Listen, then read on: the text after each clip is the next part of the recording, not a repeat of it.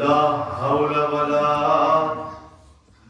قوة إلا بالله العلي العظيم.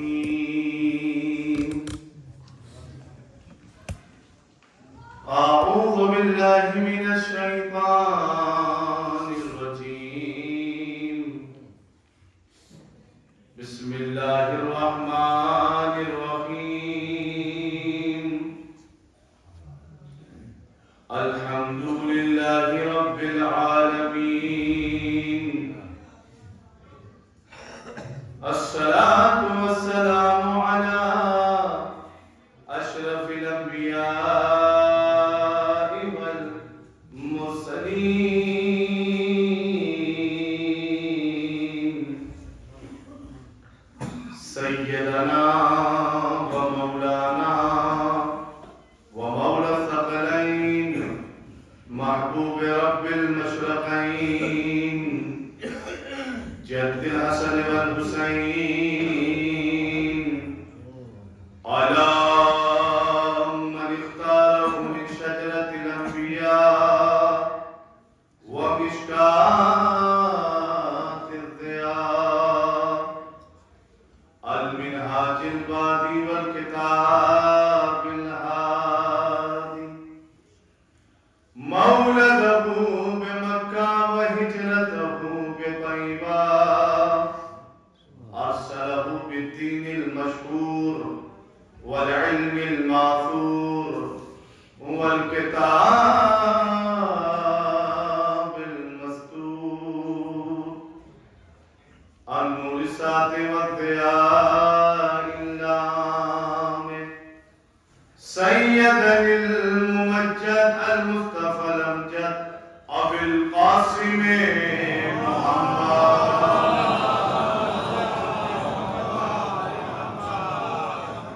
وعلى أبي الحسنين مولى الكونين رئيس الموحدين يعصب الدين إمام المتقين قائد غر المحجلين أمير المؤمنين غالب كل غالب أسد الله الغالب علي بن أبي طالب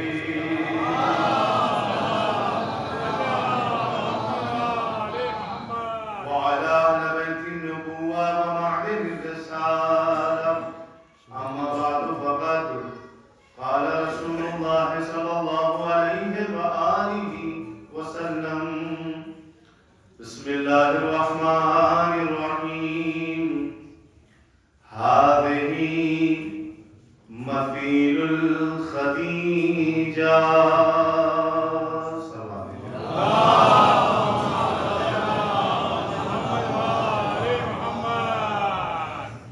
محترم سامعین کرام، برادران، بزرگان، علماء کرام، اس وحدہ لا شریک کا لاکھ لاکھ شکر ہے، اس کا کرم، اس کا لطف ہے کہ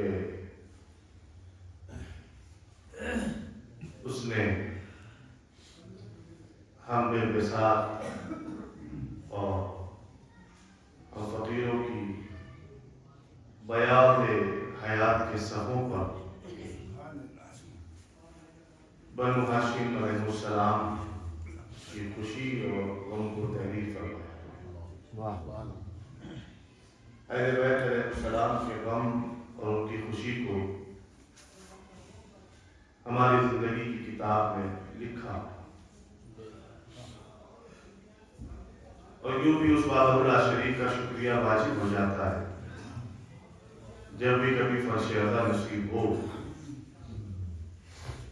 تو اس وحدہ لا شریک اس ذات واجب کا شکریہ ادا کرنا ضروری ہے کہ میرے معبود تیرا لاکھ لاکھ شکر ہے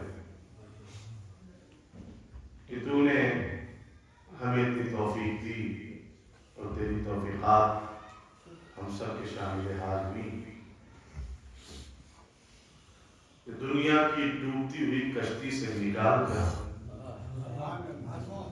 کوثر تک پہنچنے والی کشتی پر سوار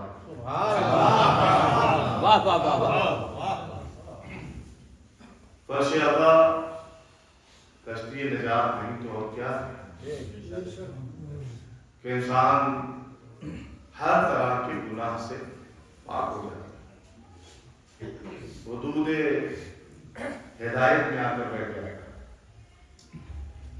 اور یہ وہ پاکیزہ مقام ہے کہ جہاں پر دین و دنیا کے سلطان اور وارثین کائنات جب کہیں بھی فرش عطا بچتی ہے تو تشریف آتے۔ یہ ہمارا اور آپ کا شرف ہے کہ ہم سب پہلو نشین اہل بیت علیہ السلام پہ پہلو نشین ملائکہ اور فرشتگان ہوتے۔ اور ایک اپیل یہ ہے اپنے بھائیوں سے اور بزرگان جتنے یہاں بیٹھے ہیں علماء کرام سب سے دعاؤں کا طالب ہوں، نوجوانوں سے اپیل، جب بھی ہمیں کوئی ایسی تاریخ ملے جو کہ سال میں ایک بار آتی، جو مخصوص ہو، جیسے آج یہ شب شہادت بی بی زینب سلام اللہ علیہا،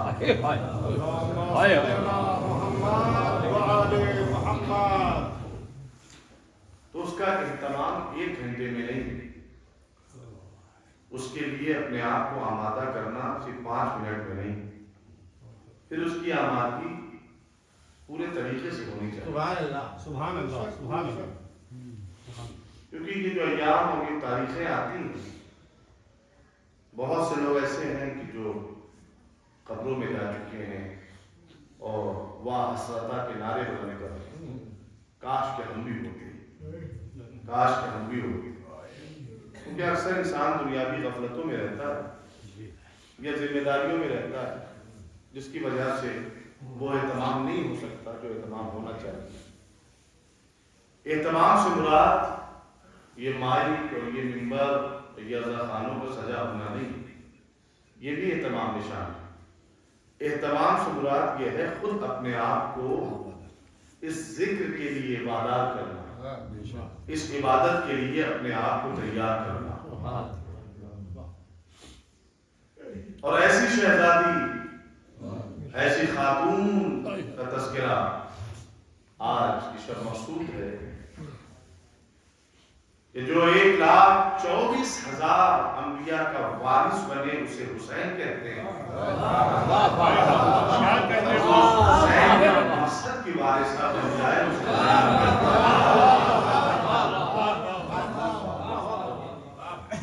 مقصد حسین کی وارثہ کون ہے؟ بی بی زینب سلام اللہ۔ اور یہ بھی یاد رکھیے، یہ ہم گنہگار انسانوں کا طریقہ ہے، ہم جیسے اور آپ جیسے انسانوں کا طریقہ ہے۔ ہم جب تک 100% کسی انسان سے مطمئن نہیں ہو جاتے، تب تک اس انسان کے حوالے اپنی امانت نہیں کرتے۔ اور زبان ہے آپ، تب تک ہم اس انسان کے حوالے اپنی امانت نہیں کرتے جب تک 100% 100% اس انسان سے مطمئن نہ ہو جائے۔ اور اطمینان کے لیے جو اسلوب اور جو طریقہ بیان کیا گیا ہے کہ انسان کسی انسان پر اپنا اطمینان کب رکھتا ہے، کب اس سے مطمئن ہو جاتا ہے، ایسے نہیں ہو جاتا کہ صرف ایک فرد کو دیکھ کر اطمینان حاصل کر لیا جائے، بلکہ اطمینان اور مطمئن ہونے کا جو سلسلہ ہے وہ خاندان سے جڑا ہوتا ہے۔ امین ہونا یا امینہ بننا یہ خاندانی وراثت میں چلتا ہے۔ پھر انسان گنوانا شروع کر دیتا ہے، شمار کروانا شروع کر دیتا ہے کہ صرف یہی ایماندار نہیں ہے، ان کے والد بھی ایماندار ہیں،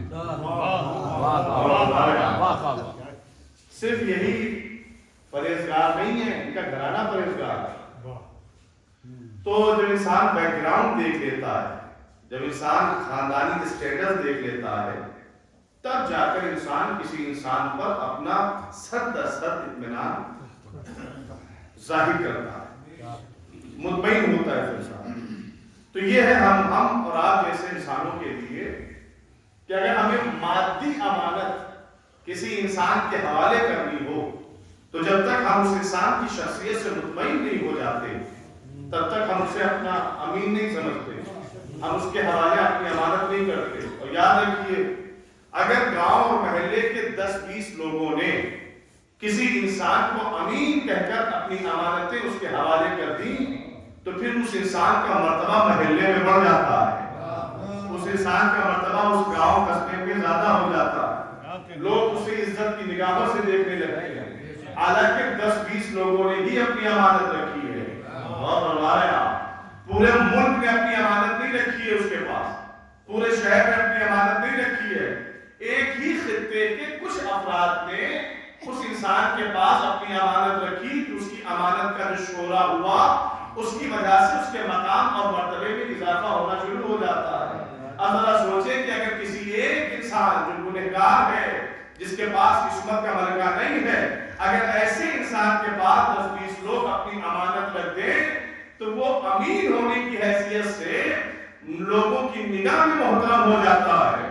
اب اگر اللہ جسے 1,24,000 نبیوں کا امین بنا چکا تھا، یعنی امام حسین کو 1,24,000 نبیوں کا امین بنا کر انبیاء کی فیصد وراثت بطور امانت دست امام حسین میں رکھ دی، اب اسی امام حسین نے جاتے جاتے چاہتے امام حسین تو اپنے بیٹے سید سجاد کو امین بناتے، چاہتے امام حسین تو اپنے پوتے امام محمد باقر کو اپنا امین بناتے۔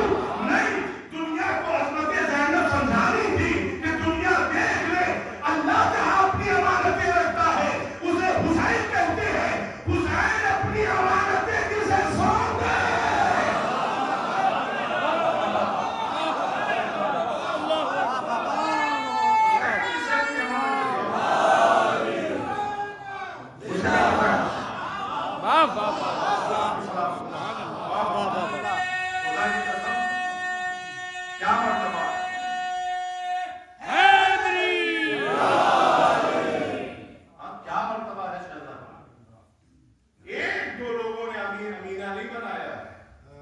بلکہ یوں کہا جائے کہ 1,24,000 انبیاء اور ان کے ساتھ ساتھ معصوم اماموں نے جسے اپنا امینہ قرار دیا، اس شہزادی کا نام بی بی زینب اللہ۔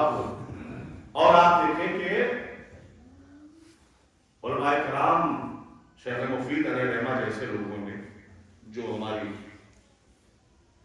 عقائد کے لحاظ سے شیعت کی جڑیں، شیخ صدوق علیہ الرحمن، علامہ مجلسی، شیخ مفید علیہ الرحمہ جیسے لوگوں نے شہزادی کو نائب امام لکھا ہے۔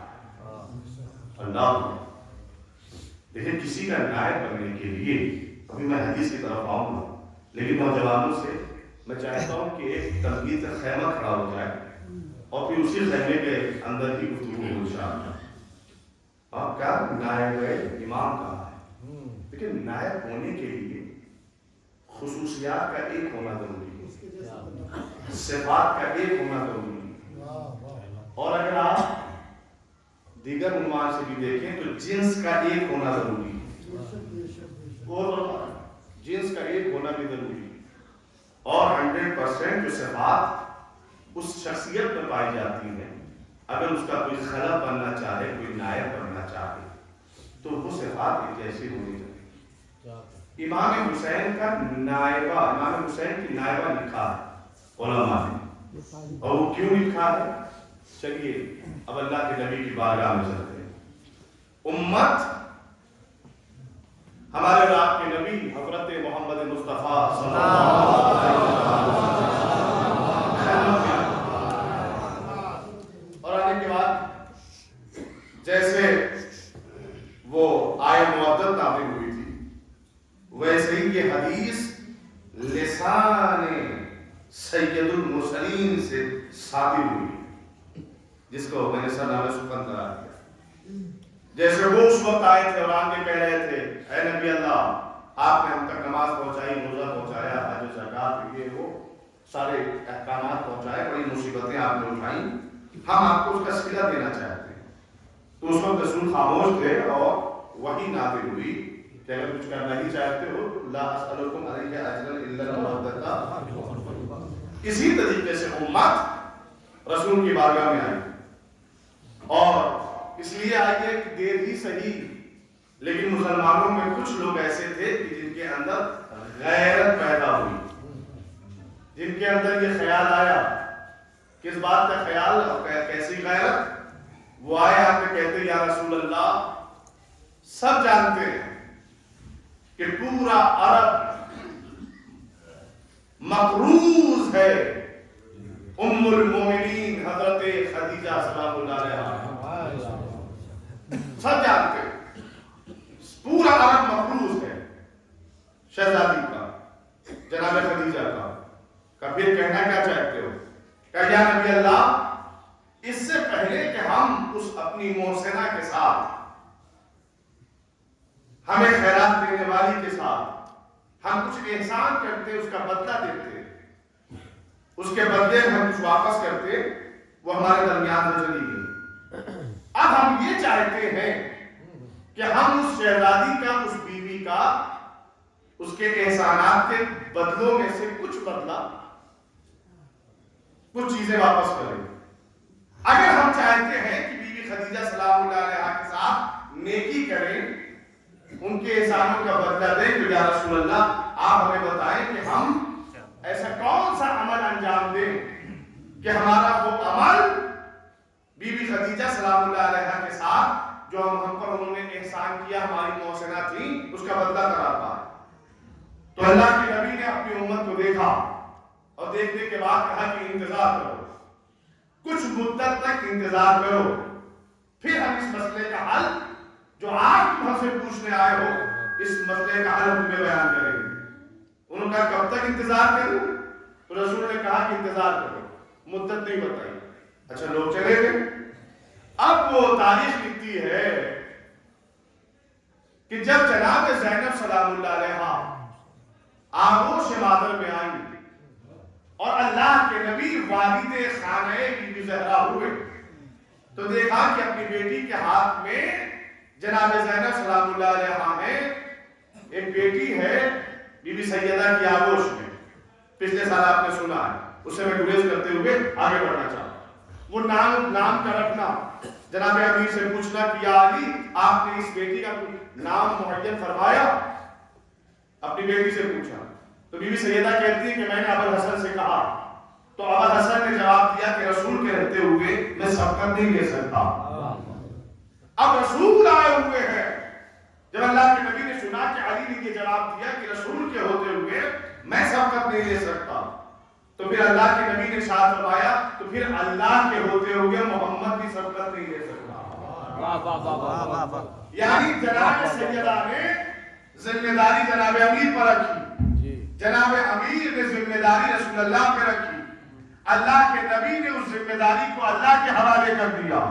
اللہ اب تاریخ کہتی ہے کہ جو فرشتہ قرآن کی آیتیں لے کر نازل ہوتا تھا، وہی فرشتہ اس آغوش میں جو بچی ہے اس بچی کا نام لے کر نازل ہوا. آپ دیکھیں کہ عالم طفلگی میں نزولی کیفیت ہو رہی ہے نام کے حوالے سے. نام لے کر آئے، شہزادی کا نام رکھ دیا گیا. اب اللہ کے نبی نے اپنی بیٹی سیدہ زہرا سے اس بیٹی کو آغوش میں لیا جس کا نام اللہ نے منتخب فرمایا. اللہ اکبر. جس کا نام اللہ نے منتخب فرمایا، اس بیٹی کو اپنی آغوش میں لیا اور آغوش میں لینے کے بعد آپ نے محبت فرمائی، روزے دیے، اپنی زبان تہنے بی بی زینب سلام اللہ علیہا میں دی. اللہ کو دیکھیں کہ اس گھرانے کا شیوا ہے کہ جب علوم پروردگار الہی علوم کو منتقل کرنا ہوتا ہے، جب علوم پروردگار کو منتقل کرنا ہوتا ہے تو پھر اللہ کا امین آتا ہے اور اپنی زبان کے ذریعے سے جسے چاہتا ہے اللہ کا علم ودیت کر دیتا ہے. تو لہذا اپنی زبان کہنے کی بھی زینب میں دی. اب علوم رسالت زبان کے ذریعے سے بی بی زینب سلام اللہ علیہا میں داخل ہوا. تو جب علوم پروردگار پروردگار بی بی زینب کی ذات پہ نازل ہو چکا ہے، تو پھر جناب امام سید سجاد نے فرمایا اے بی اماں انت عالمۃ غیر معلمہ، آپ ایسی عالمہ ہے جس کی کوئی معلمہ نہیں ہے۔ اللہ، یہ جملہ کہنا اس بات کی دلیل ہے کہ جہاں سے نبی اور امام کو علم ملا ہے وہیں سے بی بی زینب کو بھی علم ملا ہے۔ اس حضرات بھیجے محمد والے محمد، تھوڑا سا میرے ساتھ ذرا سی دیر میرے ساتھ یہ خیمہ تیار کر لیں تاکہ میں تیزی کے ساتھ اس خیمے کے سائے میں آ جاؤں۔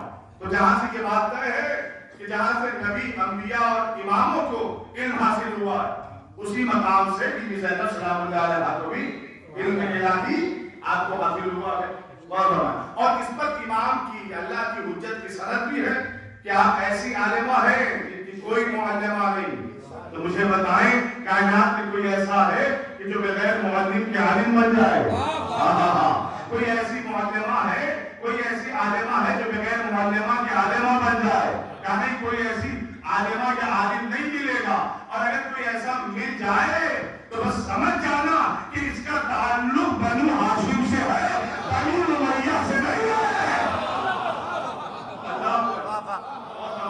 انت عالمۃ غیر معلمہ، آپ ایسی عالمہ ہیں جن کی کوئی معلمہ نہیں۔ آپ نے کسی کے سامنے ذاتِ ادب طے نہیں کیا۔ اچھا یہ جملہ نوجوان بھائیوں، مجھے جب میں آپ کو کوفے کے دربار میں لے جاؤں گا تو یہ جملہ امام کا آپ کے ذہن عالیہ میں ہونا چاہیے، انت عالمۃ غیر معلمہ۔ کیسے علم حاصل ہوا؟ اپنی زبان دہنے بی بی زینب سلام اللہ علیہا میں دی، علوم الہیہ منتقل ہو گئے۔ اچھا صاحب، اب جناب رسالت معاب نے انہی افراد کو بلایا کہ جو کچھ دنوں پہلے، کچھ مہینوں پہلے آئے تھے، یا رسول اللہ ہم بی بی خدیجہ کے ساتھ نیکی کرنا چاہتے ہیں، ہم حسن سلوک پیش کرنا چاہتے ہیں، وہ ہماری محسنہ تھی، ہم اس کا بدلہ لینا چاہتے ہیں۔ اللہ کے نبی نے واپس کر دیا تھا کہ جاؤ کچھ مدت تک انتظار کرو۔ لیجیے وہ انتظار کے لمحات ختم ہوئے۔ آغوش رسالت میں، آغوش سید المرسلین میں وہ بیٹی ہے جو اپنے باپ کی زینت ہے۔ اللہ اکبر، اپنے باپ کی زینت ہے وہ بیٹی، آغوش رسالت میں ہے۔ اللہ کے نبی نے اپنی آغوش میں لے کر تمام سوال کرنے والوں سے خطاب کیا کہ تم نے کہا تھا کہ اگر خدیجہ ہوتی تو ہم ان کے احسان کا بدلہ چکاتے۔ تو سنو، ہذہ مثیل الخدیجہ، یہ میری آغوش کا جو بچی ہے اس کی مثال خدیجہ جیسی ہے۔ اگر تم نے اس کے ساتھ اچھا سلوک کیا تو اللہ خدیجہ کے ساتھ اچھا سلوک تمہارے نامہ اعمال میں لکھے گا۔ پہلے تو ہمیں عظمت جناب خدیجہ دیکھنی ہے۔ کون ہے جناب خدیجہ؟ صرف مکے اور مدینے اور عرب کے کافروں مشرکوں کی محسنہ کا نام جناب خدیجہ نہیں ہے۔ دیکھیں یہ سیرت بنو ہاشم ہے کہ ان کی تحریر پر جب بھی کوئی آتا تھا تو یہ گھر نہیں پوچھتے تھے، یہ مذہب نہیں پوچھتے تھے، یہ اس آنے والے سائل سے اس کا شجرہ نہیں پوچھتے تھے، دھر نہیں پوچھتے تھے، ان کی تحریر پر اس نے سر جھکا دیا، اسے وہ عطا کر دیتے تھے۔ جناب خدیجہ کی تحریر پر جو بھی آتا رہا، چاہے وہ 365 خداؤں کا ماننے والا ہو، چاہے وہ وحدہ لا شریک کا ماننے والا ہو، جو بھی آتا رہا سب کو جناب خدیجہ عطا کرتی رہی۔ تو سارا عرب تو مفروض ہے بی بی خدیجہ کا۔ اب نبی فرما رہے ہذہ مثیل الخدیجہ، یہ میری بیٹی زینب یہ اپنی نانی خدیجہ کی مثیل ہے، ان کی جیسی ہے۔ اور فرمایا آپ نے ان کی جیسی ہے۔ بھائی جیسا اس وقت بتایا جاتا ہے جب صفات ایک جیسے ہو، اللہ اکبر، جب صفات ایک جیسے ہو کہ بھائی کون سے ایسے صفات بی بی زینب میں پائے گئے کہ اللہ کے نبی نے عالم طفلگی میں بتا دیا کہ اس کی مثال بی بی خدیجہ جیسی ہے، یہ خدیجہ جیسی، خدیجہ ہی جیسی ہے۔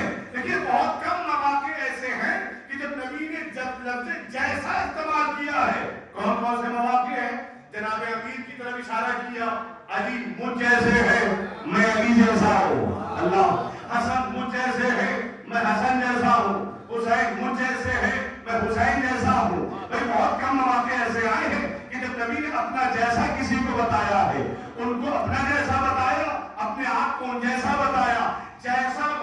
نبی سمجھانا چاہتے ہیں کہ دنیا ہمارے جانے کے بعد ان میں کوئی بھید بھاؤ نہ کرے، اس میں کوئی تفریق گزاری سے کام نہ لے، کوئی بھید بھاؤ نہ کرے، ان کی منزلت کم ہے، ان کی منزلت زیادہ ہے۔ بھائی جیسا بتانے کا مطلب یہی ہے کہ جو احترام اس شخصیت کا کر رہے تھے وہی احترام اس شخصیت کا بھی کرنا۔ اب فرمایا خدیجہ کی مثال اگر دیکھنا چاہتے ہو تو میری بیٹی زینب ہے۔ بھائی کوئی بھی کچھ تو ایسے صفات ہوں گے کہ جو جناب زینب میں یکجا ہوئے کہ جن کو جناب خدیجہ سے ملایا گیا، کہا ایک جیسے صفات زینب کے بھی اندر، جناب خدیجہ کے بھی اندر، اور فرق اتنا ہے کہ خدیجہ اسے کہتے ہیں جو اپنی ساری جمع پونجی مکے اور مدینے میں لٹا دے، اسے خدیجہ کہتے ہیں، اور جو کربلا کے صحرا میں اپنی ساری جمع پونجی لٹا دے اسے زینب کہتے ہیں۔ اور ہمارا جو مکے اور مدینے میں رہ کر اسلام کا سب کچھ لٹا دے وہ بھی خدیجہ۔ اب شرط کیا رکھی ہے؟ اگر شہزادی کے ساتھ اس نے سلوک کیا تو پھر اللہ شمار کرے گا کہ تم نے حضرت خدیجہ کے ساتھ اس نے سلوک کیا۔ کیجئے صاحب، پروان چڑھتی رہی شہزادی، کبھی بابا کی آغوش میں، کبھی نانا کی آغوش میں، کبھی بھائیوں کے ساتھ، اور فرمائیے گا کبھی بھائیوں کے ساتھ۔ بھائیوں کی طرف اگر آپ نگاہ کریں گے تو یہ سیدہ شباب اہل جنہ ہے، اور فرمائیے گا یہ سیدہ شباب اہل جنہ ہے۔ بابا کی طرف نگاہ کریے گا تو یہ تو سید الوصیین ہیں، امیر المومنین ہیں۔ نانا کی طرف نگاہ کریے گا تو سید المرسلین ہیں۔ ماں کی طرف نگاہ کریے گا تو سیدۃ النساء العالمین ہیں۔ سارا سلسلہ بی بی زینب کا سرداروں کا ہے، سارا سلسلہ بی بی زینب کا سرداروں کا ہے، اور اسی بیوی کو زیب دیتا ہے کہ وہ باطل کے دربار میں کھڑی ہو کر کہے کہ دنیا ہمیں دیکھے، ہم اس گھرانے سے ہیں جہاں سردار پیدا ہوتے ہیں، یہ اس گھرانے سے ہے جہاں غلام ابن غلام پیدا ہوتے ہیں۔ سردار بن محمد علیہ محمد اسی بیوی کو زیب دیتا ہے۔ پروان چڑھتی رہی، کبھی ماں کی آغوش میں، کبھی بابا، کبھی نانا۔ کیجئے صاحب، شہزادی زینب سلام اللہ علیہا کو جناب امیر نے کچھ شرطوں پر ودا کیا تھا جناب عبداللہ کے ساتھ۔ وہ شرطیں آپ کے ذہن آ گیا نہیں، غور فرمائیے۔ اور ان شرطوں میں سے جو سب سے بڑی شرط تھی وہ یہ کہ جہاں جہاں وارث اسلام جائے گا، جہاں جہاں وارث انبیاء جائے گا، جہاں جہاں اللہ کی امانتوں کا امین جائے گا، وہاں زینب امینہ بن کر جائے گی، اللہ سائے کی طرح چلے گی۔ یہ شرط تھی سب سے بڑی شرط۔ جب وہ ابھی تو 28 رجب بھی قریب ہے، قافلہ نکلا تو جناب زینب بھی ساتھ ساتھ نکلی۔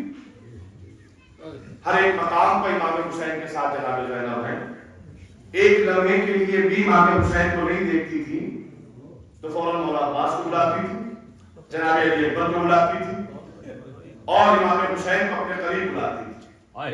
ہر وقت جناب زینب، غور کریے گا، ہر وقت جناب زینب کی نگاہ قرآن نازل یعنی امام حسین کو دیکھنا چاہتی تھی۔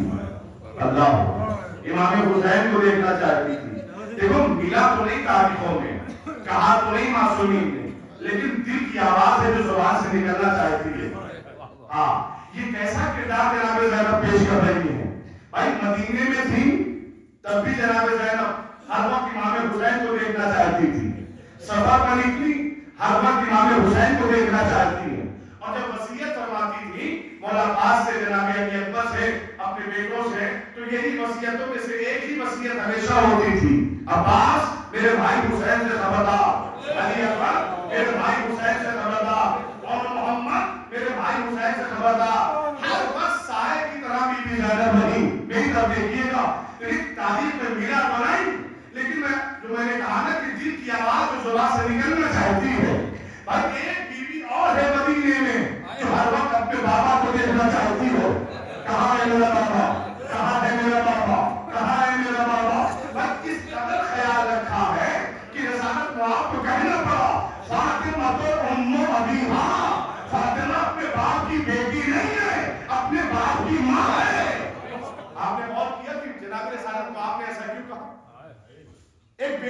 ماں سے تعبیر کرنا کوئی عام بات نہیں ہے.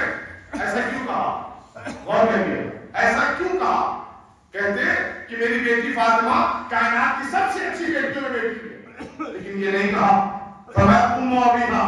کیوں؟ کہ اس لیے بی بی زہرا نے اپنے باپ کے ساتھ، اپنے والد کے ساتھ، سید المرسلین کے ساتھ ایسا سلوک پیش کیا کہ جو سلوک مادری کہلاتا ہے.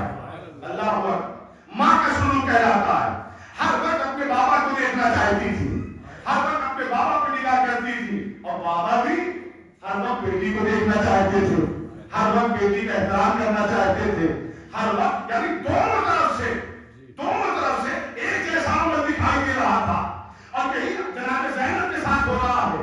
جناب زینب ہر وقت امام حسین کو دیکھنا چاہتی ہیں، امام حسین ہر وقت بی بی زینب کو دیکھنا چاہتے ہیں. لیکن دلیل کیا ہے کہ امام حسین اتنا دیکھنا چاہتے تھے کہ جب بی بی زینب سو رہی ہوتی تھی، اگر سورج کی ہلکی سی کرن زینب پر پڑ جائے، حسین اس وقت تک ہوا کا سایہ کرتے تھے جب تک زینب بیدار نہ ہو جائے. اللہ اکبر. دیکھیے آنکھوں میں آنسو آ گئے. سایہ نہیں پڑ سکتا. منزلت آ گئی یہ صاحب. یعنی الہی قدرت جس پر اپنا سایہ کرے اسے حسین کہتے ہیں. حسین جس پر سایہ کرے اسے زینب کہتے ہیں. دیکھیں امامت کوئی بھی فعل ابس انجام نہیں دیتی ہے. امامت کوئی بھی کام ابس انجام نہیں دیتی. ہر وہی کام انجام دے گی امامت جو مرضی مرضی پروردگار ہو. جس کا مطلب یہ ہے کہ بی بی زینب کو سورج کی کرنوں سے بچانا یہ مرضی پروردگار ہے. آبا کا سایہ کرنا یہ مرضی پروردگار ہے. تو دونوں طرف سے آپ نے دیکھا نا، اور دونوں طرف سے ہر چیز وعدہ فرمائی. بی بی زہرا وہ ہے کہ جو اپنے بابا کو دیکھنا چاہتی ہے. سید المرسلین وہ ہے جو اپنی بیٹی فاطمہ کو دیکھنا چاہتے ہیں. بی بی زینب وہ ہے جو اپنے بھائی حسین کو دیکھنا چاہتی ہے.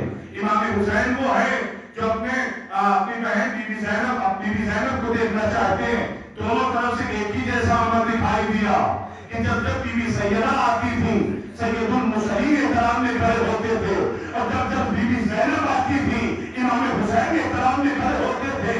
اور دونوں معصوموں نے ان دونوں شخصیتوں کا احترام کر کے بتایا کہ جو عظمت اللہ کی نگاہ میں بی بی فاطمہ کی ہے وہی عظمت زینب کی ہم معصومین کی نگاہ میں ہے. کتنی بڑی ذات والا ہے جناب زینب. لیجیے صاحب قافلہ بڑھ رہا ہے. ہر قدم سایہ بسایہ، ہر قدم سایہ بسایہ. کہاں تک آ گئی؟ کربلا تک آ. دیکھیں یہ بات سچ ہے کہ کربلا کا نام سنتے ہی آنکھوں میں آنسو آتا ہے. کچھ منزلیں ایسے ہیں جن کا نام سن کر آنکھوں میں آنسو آ جاتا ہے. لیکن یہ کربلا صرف گریے کا مقام نہیں ہے. اسی کربلا کی زمین میں کچھ خواتین کے کردار اور ان کی شجاعت بھی چھپی ہوئی ہے. کچھ شہزادوں کے کردار اور ان کی شجاعت بھی چھپی ہوئی ہے جس کو اجاگر کرتا ہے. بے کر دیکھیے گا آج نہیں جناب زینب امامت کا سایہ بن کر جہاں جہاں حسین وہاں وہاں بی بی زینب آ گئی کربلا کے میدان میں. دیجیے صاحب 9 محرم آئی، 10 محرم آئی، 9 محرم آئی، سب شہید ہو گئے نا. اب بتائیں ایک خاص عمل جو ملائن کی طرف سے ہوا، دشمنوں کی طرف سے ہوا، کتنا بڑا قدم جناب زینب کا ہے. اب یہیں سے میں خیمہ تیار کر چکا اور یہیں سے آپ کی سماعتوں سے مجھے جڑنا ہے. اور آپ جتنی جلدی ہو سکے میرے جملوں سے اپنی توجہات مرکوز کریں اور جڑ جائیں تاکہ میں تیزی کے ساتھ آپ کے ذہنوں تک آ جاؤں. بھائی شب عاشور آئی، ان معلوم نے کیا کیا؟ کہا کہ سارے خیموں میں آگ لگائی جائے، سارے خیموں میں آگ لگائی جائے. حالانکہ سب جانتے ہیں کہ آگ اہل بیت کا حرام ہے، آگ اہل بیت کا کچھ بگاڑ نہیں سکتی ہے. لیکن انہوں نے اپنی ناکام کوشش کی نا.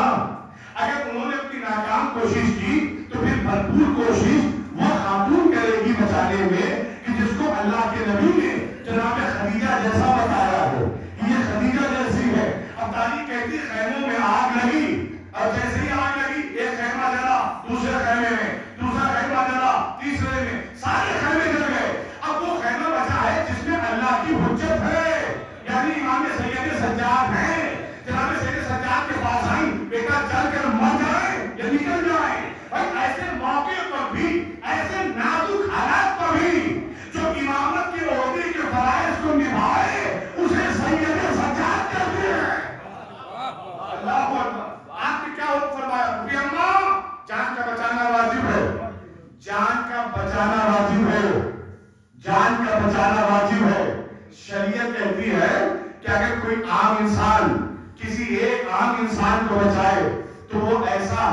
کہ جیسے اس نے ساری کائنات کو بچایا. اللہ اکبر. اگر کوئی کسی کو قتل کرے تو ایسا ہے کہ اس نے ساری کائنات کے قتل کا گناہ اس کے سر پر آ جائے. تو بھائی یہ عام انسان کی بات ہے کہ اگر عام انسان اپنے جیسے کسی کو بچا لے تو پھر اس پر شریعت کا حکم عارض ہوتا ہے کہ اس نے ساری انسانیت کو بچایا, اس نے ساری آدمیت کو بچا لیا. جناب زینب جسے بچانے جا رہی ہے وہ کوئی عام انسان نہیں ہے, وہ ہے اللہ کی حجت, وہ ہے اللہ کا امام, وہ اللہ کی جانب سے رہبر بن کر آیا ہے, اللہ کی جانب سے ہادی بن کر آیا ہے. جناب زینب حکم پاتے ہی اپنی پشت پر وقت کے امام کو, اللہ کی حجت کو ذرا سے گرانی محسوس کریے گا کہ حجت خدا کی گرانی کیا ہے. بھائی حجت خدا کی گرانی بات کو سمجھیے گا. بھائی کتنا فکرہ آپ کے ذہنوں تک پہنچا دوں کہ بھائی ایک تلوار ایک امام کے لیے آسمان سے نازل ہوئی تھی جسے ذوالفقار کہتے ہیں. جناب امیر کی زندگی میں بھی اور جانے کے بعد بھی بہت سے لوگوں نے چاہا کہ ذوالفقار کو اٹھایا جائے, ذوالفقار کو اٹھایا جائے, لیکن خدا کی قسم سب زمین عرب کا کسی ماں نے ایسا بیٹا پیدا ہی نہیں کیا کہ جو امیر کی ذوالفقار کو اٹھا لے. ذرا سے میرے ساتھ ہو جائے.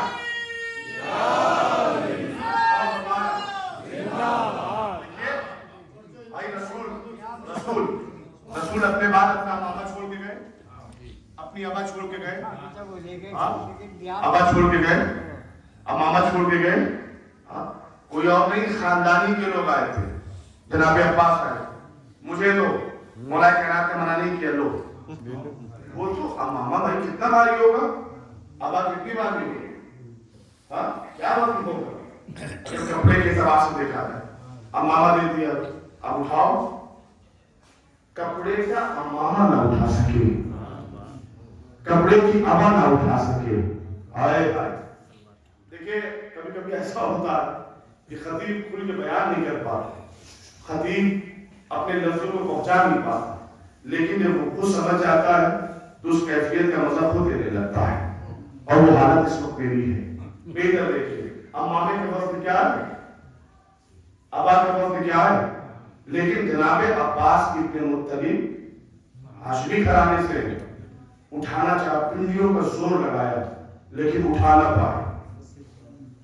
پھر کہتے ہیں آجی اسے اٹھا کر میرے سر پر رکھو. مولا کائنات نے اٹھایا, سر پر رکھ دیا. تاریخ کہتی ہے کھڑے تھے بیٹھ گئے, بیٹھے تھے لیٹے ہوئے, اور چلانے لگے کہ آجی اسے اٹھاؤ, یا آجی اسے اٹھاؤ. تم نے رسول کا امامہ سر پہ رکھا ہے یا وزن کائنات سر پہ رکھ دیا؟ وزن برداشت نہیں کر سکے. کیوں کہ یہ امامہ کسی عام انسان کا نہیں ہے, یہ حجت خدا کا امامہ ہے. یہ ابا کسی عام انسان کی نہیں ہے, یہ حجت خدا کی ابا ہے. یہ عصا کسی عام انسان کا نہیں ہے, یہ حجت خدا کا عصا ہے. کبھی کیا کیا جائے تو کہیے آپ نے وزن کائنات رکھا یا رسول کا ماما ابا میرے سر پہ رکھا؟ اتنا وزنی, کافی وزنی ہے, بہت وزنی. میرے لال حسن میرے قریب آؤ, آئے امام حسن, کیا اس گٹری کو اٹھاؤ. امام حسن نے گٹری کو اٹھا دیا, کیا اسے کھولو, کھولا. کہ یہ کیا ہے, کلانا کا امامہ, کہ اسے پہنو. کبا, کہ اسے پہنو. نارائن, اسے پہنو, اور پہن کر چل کر اپنے دادا کو دکھاؤ. اپنے دادا کو دکھاؤ. دیکھو اگر کہیں میں ہاتھ سے پار ہو گیا تو میرے بڑے بھائی علی جناب مولانا فرحت حسین رضوی صاحب کے بلاؤ کا تشریف فرمائے, اور پڑھی لکھی بستی بیٹھی ہوئی ہے. اگر آپ میں تھوڑا سا ہاتھ پار کر گیا تو معافی چاہوں گا اور مجھے پار ہونے دیجیے گا, اس لیے کہ میں اس خاتون کا تذکرہ کرنے جا رہا ہوں جس کو کئی معصومین نے مل کے پالا ہے, جس کو رسول نے اپنے دہن میں زبان دی ہے, اپنی زبان جس کے دہن میں دی ہے. امام علی نے جس کے دہن میں اپنی زبان دی ہے, امام حسن اور امام حسین نے جس کے دہن میں اپنی زبان دی ہے, اس خاتون کا نام بی بی زینب ہے. جو بہو خدیجہ جیسی ہے اسے زینب کہتے ہیں. اللہ نہیں سے بڑا جملہ شاید آپ کے ذہن میں ہو یا نہ ہو, جناب زینب کے دو لقب بہت گرا ہے. ایک شریکت الحسین، دوسرا عدیلۃ الحسین۔ شریکت الحسین کا مطلب یعنی حسینیت کے کام میں شریک رہی۔ امام حسین کس کے کام میں شریک رہو؟ کہ کار الہی میں شریک رہو۔ جو اللہ کے کام میں شریک ہو اسے حسین کہتے ہیں، جو حسین کے کام میں شریک ہو اسے زینب کہتے ہیں۔ اور شریک کا معنی آسان ہے، لیکن عدیلہ کا معنی آسان نہیں ہے۔ میں نے پچھلے سال بیان کیا، عدیلہ کہتے کسے ہے؟ جو ایک جیسا وزن رکھے، جو ایک جیسی صفت رکھے۔ میرے لال حسن انہیں پہن کے دکھاؤ، اپنے دادا کے سامنے جو اٹھا بھی نہ پائے، حسن نے پہنا بھی، چل کے دکھا بھی دیا۔ بیٹا حسین آؤ، امام حسین آئے، کہ جو کام تمہارے بڑے بھائی حسن نے کیا وہ لکھ کر کے دکھاؤ۔ امام حسین نے بھی پہنا، ابا تبا امامہ پہنا، چل کے دکھایا۔ پھر جناب امام حسن اور امام حسین کے بعد جناب امیر نے اسی لباس کو پہنا، اسی لباس کو پہنا، امامہ پہنا، ابا پہنی، قبا پہنی اور چل کے دکھایا۔ جناب عباس حیرت زدہ شگیف انگیز نگاہوں سے جناب امام حسن کو دیکھتے رہے، امام حسین کو دیکھتے رہے، امیر کائنات کو دیکھتے رہے اور تعجب خیز نگاہوں سے کہتے ہیں، یا علی یہ کیسا لباس ہے؟ باپ پہنتا ہے تو باپ کے مطابق ہو جاتا ہے۔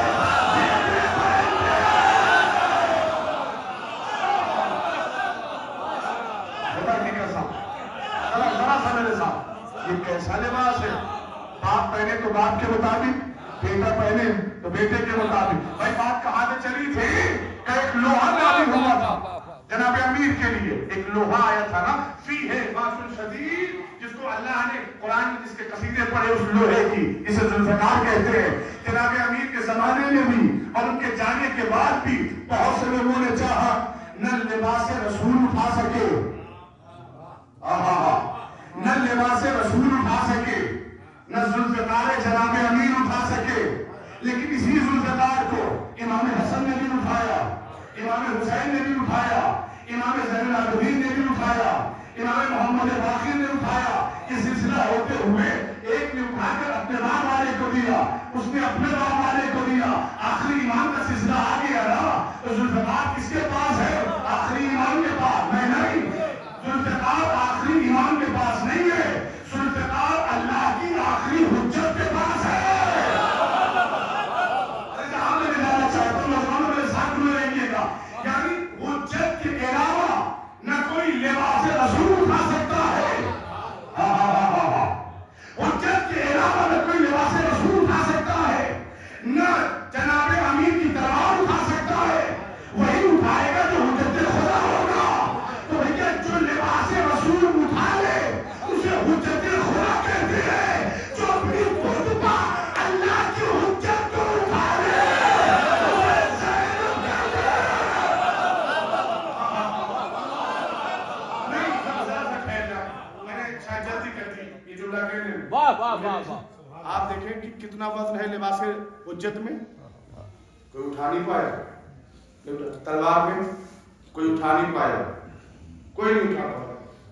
تو جب ان تمام جسم سے منسوب ہونے والے اجزاء کا وزن اتنا ہے تو حجت کا وزن کتنا ہوگا؟ واہ واہ واہ واہ واہ، آپ مجھے بتائیں، مجھے نہیں پتا کتنا ہے، حجت کا وزن کتنا ہوگا؟ کہ صاحب اگر حجت کا وزن سمجھنا ہے تو مصر کے بازار میں چلنا، مصر کے بڑے بڑے لوگ یوزار سیب کو خریدنے آئے۔ اچھا جب اس ملک کے سارے بڑے بڑے لوگ آ گئے تو بادشاہ نے اپنا خزانہ کھولا، ہم خریدیں گے کسے؟ اللہ کی حجت یوسف کو۔ حضرت یوسف کون ہے؟ اللہ کی حجت ہے نا، اپنے زمانے کی حجت ہی تو ہے، اللہ کی حجت ہم خریدیں گے اللہ کی۔ عزیز مصر کا سارا خزانہ ختم ہو گیا، لیکن اللہ کی حجت کا پلڑا ٹس ہوا نہ مس ہوا، ہلتا بھی نہیں، حرکت بھی نہیں کرتے۔ آخر کار انہوں نے ہاتھ کو جوڑا اللہ کی حجت کے سامنے، انہیں سے پوچھا کہ آپ ہی بتائیں کہ آپ کو کیسے خریدا جا سکے۔ آپ ہی بتائیں کہ ہم آپ کو اپنے پاس کیسے بلا سکتے ہیں؟ تو جناب یوسف علیہ السلام نے اللہ کی حضرت کا راستہ بتایا. چاہتے تو یوسف کوئی اور بھی آیت بتا سکتے تھے. چاہتے تو حضرت یوسف اپنے زمانے کی کوئی آیت بتا دیتے تھے، لیکن اپنے زمانے کی کوئی آیت نہ اپنے سے آنے والی پہلی کتابوں کی کوئی آیت کچھ نہیں بتایا. یہ جو ماں بعد آنے والی کتاب ہے، جو لوح محفوظ پاس محفوظ ہے، اس کتاب کی ایک آیت لکھوائی. قلم و کاغذ لاؤ، قلم و کاغذ لاؤ، میں تمہارے لیے ایک نسخہ لکھوں جس سے سارے مصر والوں کی پریشانیاں دور ہو جائیں. واہ واہ واہ واہ. اصل مصر والے بھی مسلمان تھوڑی تھے، وحدہ لا شریک کے، وہ تو پتہ نہیں کون کون سے خداؤں کو ماننے والے تھے، لیکن جیسے ہی اللہ کی حجت سے قلم و کاغذ مانگا انہوں نے فوراً اللہ کو دے دیا.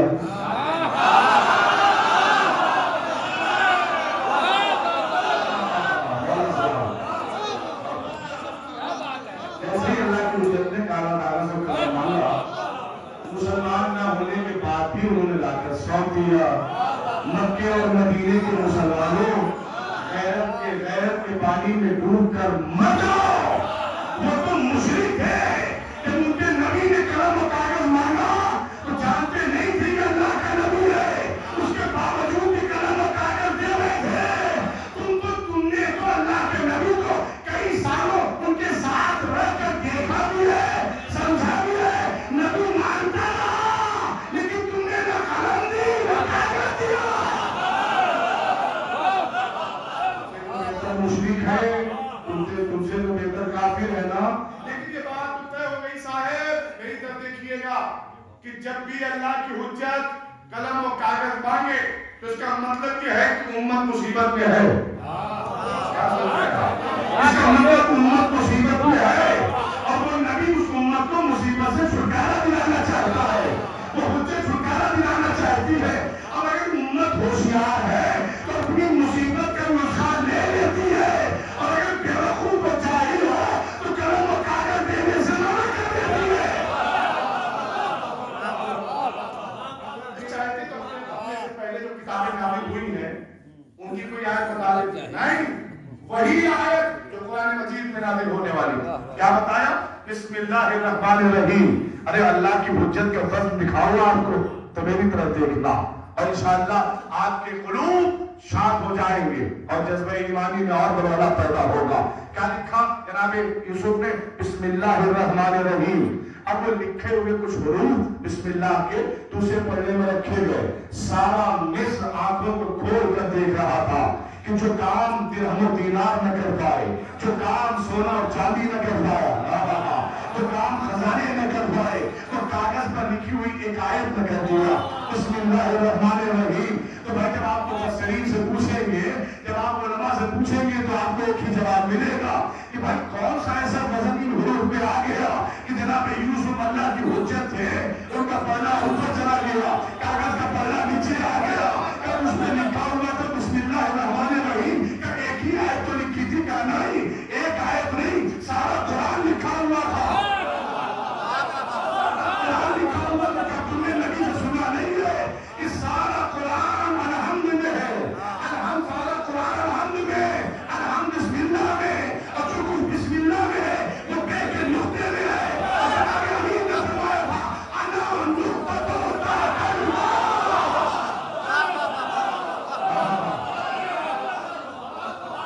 اس کا مطلب یہ ہے کہ بے کے نقطے، بے کے نیچے ایک حجت ہے. وزن دیکھا آپ نے؟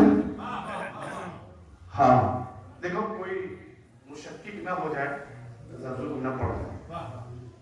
ہر حال میں امامت بڑی، اور جب افضل و مقبول کی بات کی جائے، قرآن نے تصور دیا ہے، آپ ان پہ فتویٰ نہ لگائیے.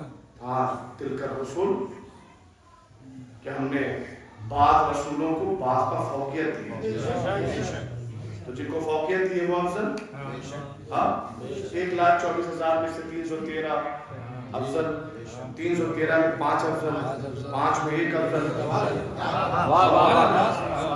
دی ہے نا افضل و مفضول کی اجازت. تو صاحب نقطۂ پاک اللہ کی حجت. آپ کہیں گے صاحب یہ تو ایک حجت اوپر گئی اور ایک حجت کا وزن زیادہ تھا نیچے. میں آپ سے پوچھتا ہوں لیکن جب یہ بات ہو تو سید المرسلین کو ہٹا کر ہوتی، اس لیے کہ اللہ نے کوئی ایسا عہدہ نہیں ہے جو اپنے نبی کو دیا نہ ہو.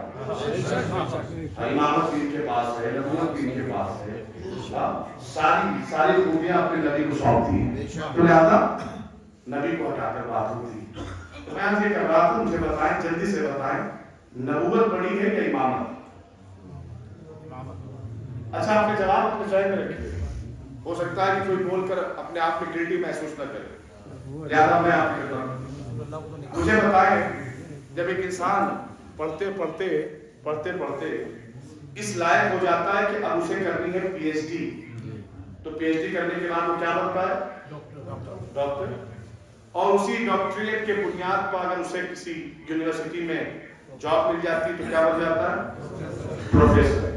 اور ذرا سا اس کا عہدہ اور بڑھتا ہے تو اس کے بعد کیا بنتا ہے؟ لیکچرر.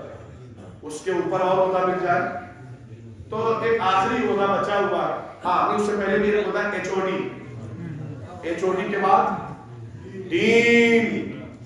Dean of university. اب اس سے بڑا یونیورسٹی میں کوئی نہیں ہے. ہاں چلو ہم اس ترتیب کو بدل دیتے ہیں. پہلے ہم آپ کو بنائیں گے ڈین، اور پھر بنائیں گے ایچ او ڈی، پھر بنائیں گے لیکچرر، پھر بنائیں گے پروفیسر، اور پھر ایک چھوٹی سی ڈگری دے دیں گے ڈاکٹر. تو آپ خوش ہوں گے کہ ناراض؟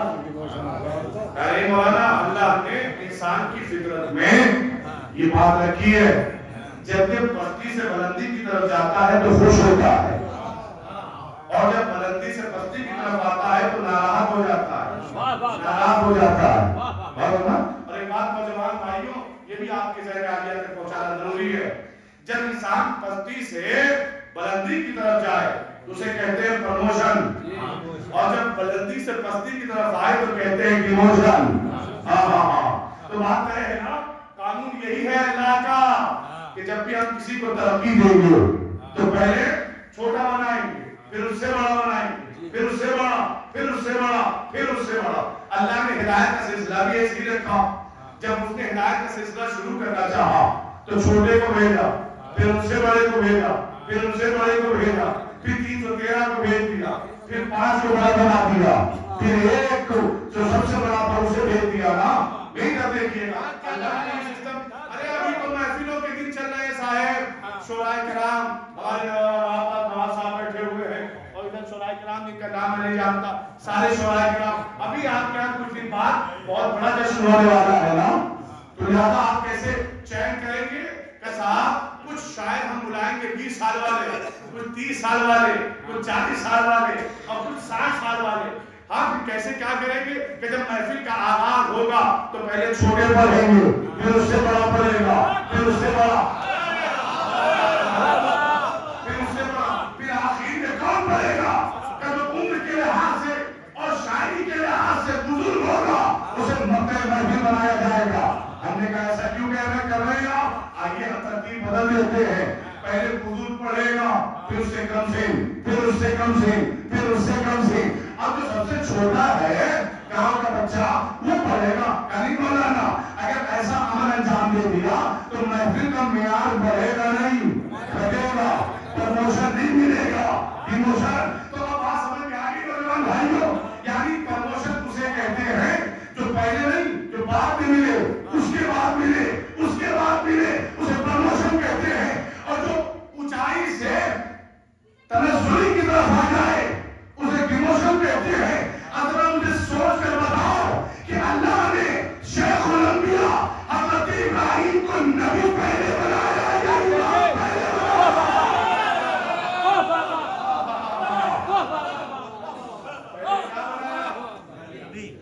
جی پہلے نبی بنایا نا، امام بعد میں بنایا. لیکن تاریخ گواہ ہے، قرآن گواہ ہے کہ جب نبی بنایا تو نبی بن گئی دعا نہیں کی کہ میرے معبود نبوت کا ہونا بھی ہوگا. لیکن جیسے ہی ہو گئی امامت کا منت ہاتھ پکڑ کر دیے، قال ومن ذریتی، اے میرے معبود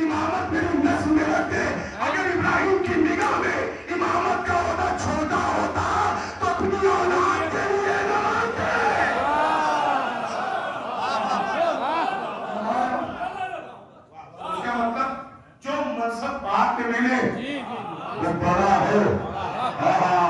तो अब बिस्मिल्लाह के बेका नुक्ता है जनाब अमीर हुज्जत खुदा रखा गया पहला नीचे अल्लाह की हुज्जत जनाब यूसुफ ऊपर। अब बात समझ में आई साहब कि हुज्जत का वजन कितना है। हुज्जत का वजन इतना है कि जिस कुरान का वजन बड़े बड़े पहाड़ न संभाल सके। लौ अंज़लना हाज़ल कुरान अला जबलिन लरअयतहु मुतसद्दिअन खाशियतन मिन खशियतिल्लाह। ए मेरे रसूल, अगर इस कुरान को हम तेरे सीने के बजाय बुलंद कामत पहाड़ों पर भी नाज़िल करते तो उस कुरान का वजन वो बर्दाश्त न कर पाते। तुम्हारे माबूद कौन करेगा इस उसका वक्त बता। हम बताते हैं हम अपनी हुज्जत के सीने पर उतारेंगे, इस वज़नी कुरान को उठा के बताएंगे कि हमारी हुज्जत वो है जो हर वज़न को उठा ले, जो हर वज़न को उठा ले, जिसे पहाड़ न उठा सके वो हमारी हुज्जत उठा ले। जो फ़िक़ारे अली को कोई नहीं उठा सका, हुज्जत खुदा ने उठा लिया। हुज्जत खुदा ने उठा लिया ना। अब चलो करबला के मैदान में भाई सैयद सज्जाद है अल्लाह की हुज्जत। अल्लाह की हुज्जत वो है जिसका वज़न कोई उठा न सके।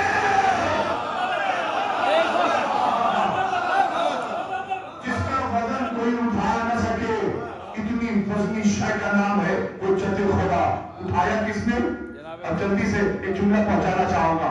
आमादा है आप, बेदार है आप, तो निगाहों से निगाहें मिलाइए, हाथों को आजाद करिए ताकि ये तेजी के साथ जुमला आप तक पहुंच जाए। भाई इतनी वज़नी शय को किसने उठाया? जनाब ज़ैनब ने उठाया। जो खदीजा जैसी थी उसने उठाया। जिसने लिसाने रिसालत को चूसा उसने उठाया। जिसने क़यामत की आगोश में परवरिश पाई उसने उठाया। भाई ये है अल्लाह की हुज्जत। और अल्लाह की हुज्जत कितनी भारी है। जब लिबास हुज्जत कितना भारी है तो अल्लाह की हुज्जत कितनी भारी होगी। अब उस खातून के वज़न का अंदाजा खुद ही लगाना। अल्लाह अकबर। उस खातून के वज़न का अंदाजा खुद ही लगाना जो सारे वज़न को अपनी पुष्ट पर उठा ले। उसका मकाम क्या होगा और कहां से उठा कर लाई? कि चलते हुए खैरों से लाई, चलते हुए शोरों से लाई, चलती हुई आग से निकाल कर लाई। अब यहीं से अंदाजा लगाओ एक नबी भी आग में गया था। भाई शेखुल अंबिया है। जिब्रील आके हाथ जोड़े खड़े हैं। अल्लाह ने भेजा है कि आपकी हालत पता कर लो, मुझे बताएं इससे पहले कि आप नुकसान पहुंचाए। क्या कहना चाहता? क्या कुछ मांग लीजिए? क्या कुछ से नहीं, अपने उसी रब से मांगूंगा, उसी से लव लगाए हुए हो जिसकी मोहब्बत में आग में डाला गया। ये भी हुज्जत खुदा। अल्लाह की मोहब्बत में आग में डाला गया। करबला में भी हुज्जत खुदा। अल्लाह की मोहब्बत में खैमे में आग लगाई गई। अल्लाह की मोहब्बत में खैमे में जलने को तैयार है। उठाया कितने? बीबी ज़ैनब ने। अजीजों से फिक्र आप तक पहुंचाकर मुझको काफिला आगे बढ़ा देना। भाई यही फर्क है अंबिया में और बनु हाशिम में। जो जलती हुई आग से खुद अपने आप को सालिम निकाले वो नबी, और जलती हुई आग से दो मासूम इमामों को बचाना है, उसे बीबी ज़ैनब कहते हैं। क्या मकाम है खुदा की कसम। अच्छा मैं क्यों बताऊं क्या मकाम है? मासूम बताएंगे, मासूम बताएंगे ना क्या मकाम है बीबी ज़ैनब का। बचा कर ले आई, निकली करबला से आई। कुछ बातें हैं जो मुझे खुतबे की नाजुक है, तशरीफ फरमाए, जो मुझे इस मोहतरम सामीन की बारगाह में जिसका तज़किरा करना वो मेरे लिए थोड़ा सा संगीन मुश्किल है, लेकिन मुश्किल कुशा के सदके तो वो आसान है। निकली अल्लाह की हुज्जतों को लेकर। दो हुज्जतें किसके हवाले हैं? अमीना के हवाले, मसीह खदीजा के हवाले, जनाब सैयद सज्जाद और इमाम मोहम्मद बाक़िर, दोनों अल्लाह की हुज्जतों को लेकर निकली। और कितना इत्मीनान है। इमाम हुसैन ने क्या फरमाया था? बहन ज़ैनब मुझे नमाज़े शब में फरामोश न करना। और क्या आपने ये भी पहलू में अज़मत बीबी ज़ैनब है। کیا امام حسین جانتے نہیں؟ جانتے تھا میرا مولا بڑی مصیبتیں آنے والی ہیں. ہم اور آپ ہوتے تو کیا کہتے کہ اپنی واجب نمازوں میں یاد رکھنا، لیکن امام نے مستحب نماز کا اشارہ کیا اور دنیا کو بتانا چاہا کہ میری بہن زینب اس مقام پر ہے اور اس رتبے پر ہے کہ جس کی منزلت اور مقام کو کوئی پہچان نہیں سکتا. مطلب کہ دیکھ لے دنیا ایک فکرے سے کہ لاکھ مصیبتیں آئیں میری بہن مستحبات تک ترک نہیں کرے گی، نماز شب تک ترک نہیں کرے گی. لہذا صرف ذکر بی بی زینب سن کر سبحان اللہ نہیں عزیزو، سیرت بی بی زینب کو بھی لینا، ہر حال میں ہمیں نماز پڑھنی ہے. اور اگر چاہتے ہو کہ دائمی کامیابی ملتی رہے تو ہمیشہ دائمی سجدہ گزار کرنا. اللہ وقتی سجدہ گزار نہیں، دائمی سجدہ گزار کرنا. اب نکلی ہے اللہ کی حجتوں کو لے کر کوفہ آ گئی. بڑا عجیب ماحول ہے، ایک طرف خوشی کا ماحول، جشن کا ماحول ہے، اور دوسری طرف کہیں پر اذیت پہنچائی جا رہی ہے، کہیں پر تکلیف، کہیں پر تانے، کہیں پر زبان سے تکلیف. جب ساری چیزوں کو دیکھتے دیکھتے ایک لمحہ اور ایک مدت گزر گئی تو بی بی زینب سلام اللہ علیہا نے، یہ وہ موقع تھا کہ جب اس مرعون نے، ابن مجانہ نے اپنے سپاہیوں سے پوچھا یہ کون ہے جو زنجیر اور سلاسل میں جکڑا ہوا ہے؟ تو لوگوں نے بتایا کہ حسین کے بیٹے علی ہیں. اور ہمارے کہ حسین کے بیٹے علی ہیں. تو ابن زیاد تڑپ گیا، پریشان ہو گیا اور عجیب کیفیت میں کہتا ہے اوف یہ کیا ہو گیا ہے، ہم نے یہ سمجھا تھا کہ کربلا میں ہم نے سارے علی ختم کر دیے. ہم نے یہ سمجھا تھا کہ سارے علی ختم ہو گئے، یہ علی کہاں سے بچ گئے؟ یہ کون ہے؟ کہ یہ علی ابن حسین ہے، یہ امام حسین کے بڑے بیٹے ہیں. چاہ انہیں قتل کر دیا جائے، اب کون بچائے گا؟ میری طرف دیکھیے گا، کون بچائے گا؟ وارثین اسلام کا نام ہے زینب، وارثین امامت کا نام محافظ ہے، امامت کا نام ہے بی بی زینب. جیسے ہی چاہا کہ علی بن حسین امام سید سجاد کو قتل کا فتویٰ دے اور قتل کرا دے، تاریخ کہتی بی بی زینب سلام اللہ علیہا نے جناب سید سجاد کو اپنے سینے سے لگایا، سینے سے لگایا. اور اس وقت صرف یہی نہیں، کئی مقام ایسے ہیں جہاں زینب بار بار اللہ کی حجت کو بچاتی رہی، اللہ کی حجت کی حفاظت کرتی رہی، اللہ کی حجت کو بچاتی رہی. اس کا مطلب یہ ہے کہ اگر اللہ کی حجت نہ ہو تو اسلام نہ بچے، اور اگر زینب نہ ہو تو اللہ کی حجت نہ بچے. کتنی بڑی محافظہ ہے اللہ کی حجت. جب دیکھا جناب زینب نے تو بہرحال وہ اپنے فتوے سے مکرا کہ ٹھیک ہے جانے دو، لاغر ہیں، بیمار ہیں، کچھ نہیں کر سکتے، کوئی نقصان نہیں پہنچا سکتے. پھر اب جناب زینب جب آپ نے دیکھا اس کا مکر و فریب کہ اپنے بیٹھے ہوئے ساتھیوں سے نہ جانے کیا کیا کہہ رہا ہے، ادھر ہمیں اللہ نے عزت دی ہے، لیکن باطل ایک جیسا لہجہ رکھتا ہے، باطل ایک جیسی سوچ رکھتا ہے. جو بات کوفے میں ہوئی وہی بات شام میں بھی ہوئی، جو شام میں وہی کوفے میں ہوئی.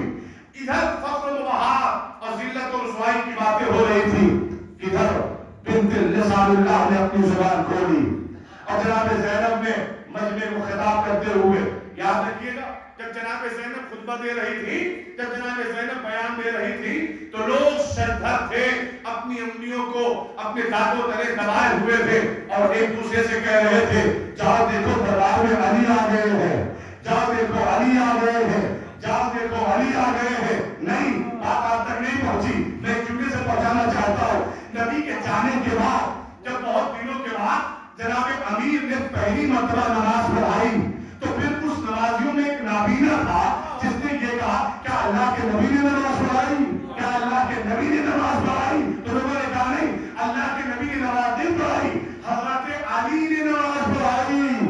تو لوگوں نے اس سے پوچھا تجھے کیسے پتا چلا کہ نبی نے نماز پڑھائی؟ کہ لہجہ وہی ہے، لہجہ وہی ہے، زبان وہی ہے، لہجہ وہی ہے، زبان وہی ہے، تلفظ وہی ہے، تاثیر وہی ہے. اور یہی خاصیت ہمیں کوفے اور شام میں ملی کہ جب علی کی بیٹی نے کلام کرنا چاہا تو وہاں کے کافروں نے گواہی دی، جہاں دیکھو علی بولے. سلوات پڑھو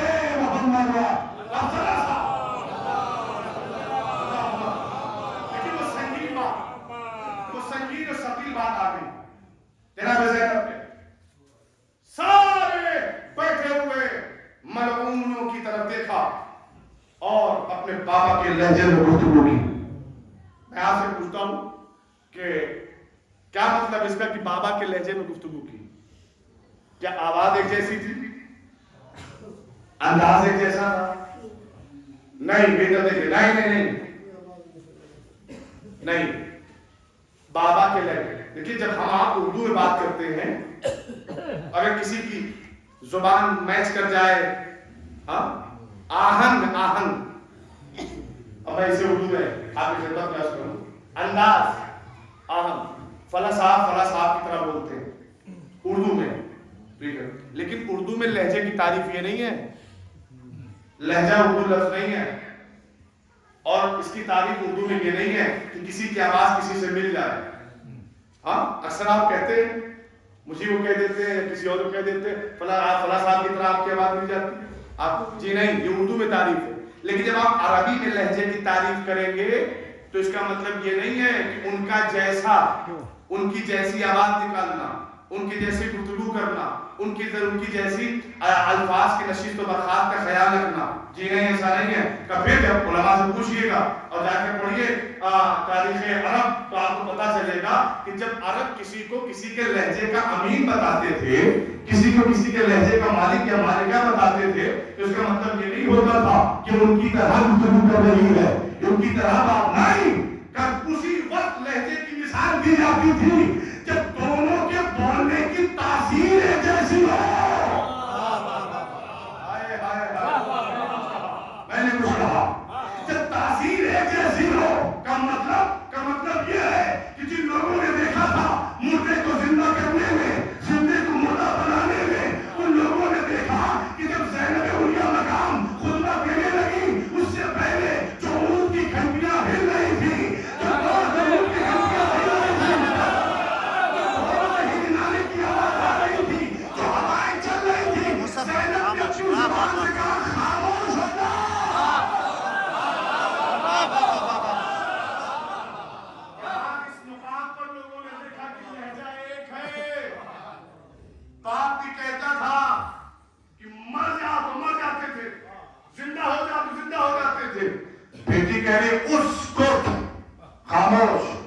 جانور بھی خاموش ہو گئے، انسان بھی خاموش ہو گئے. تو لہجے کی تعریف کیا ہے؟ بہتر دیکھیے، تاثیر ایک جیسی ہو. تاثیر ایک جیسی ہو. بھائی اس زمانے کے لوگوں نے جناب زینب کے لہجے کو علی سے کیوں ملایا؟ کہ اسی لیے ملایا کہ جب خطیب منبر زنوبی کوفے کے منبر پر خطبہ دیتا تھا تو جو خطبے کا اثر لوگوں کے دلوں میں ہوتا تھا وہی زینب کے الفاظ میں بھی اثر ہو.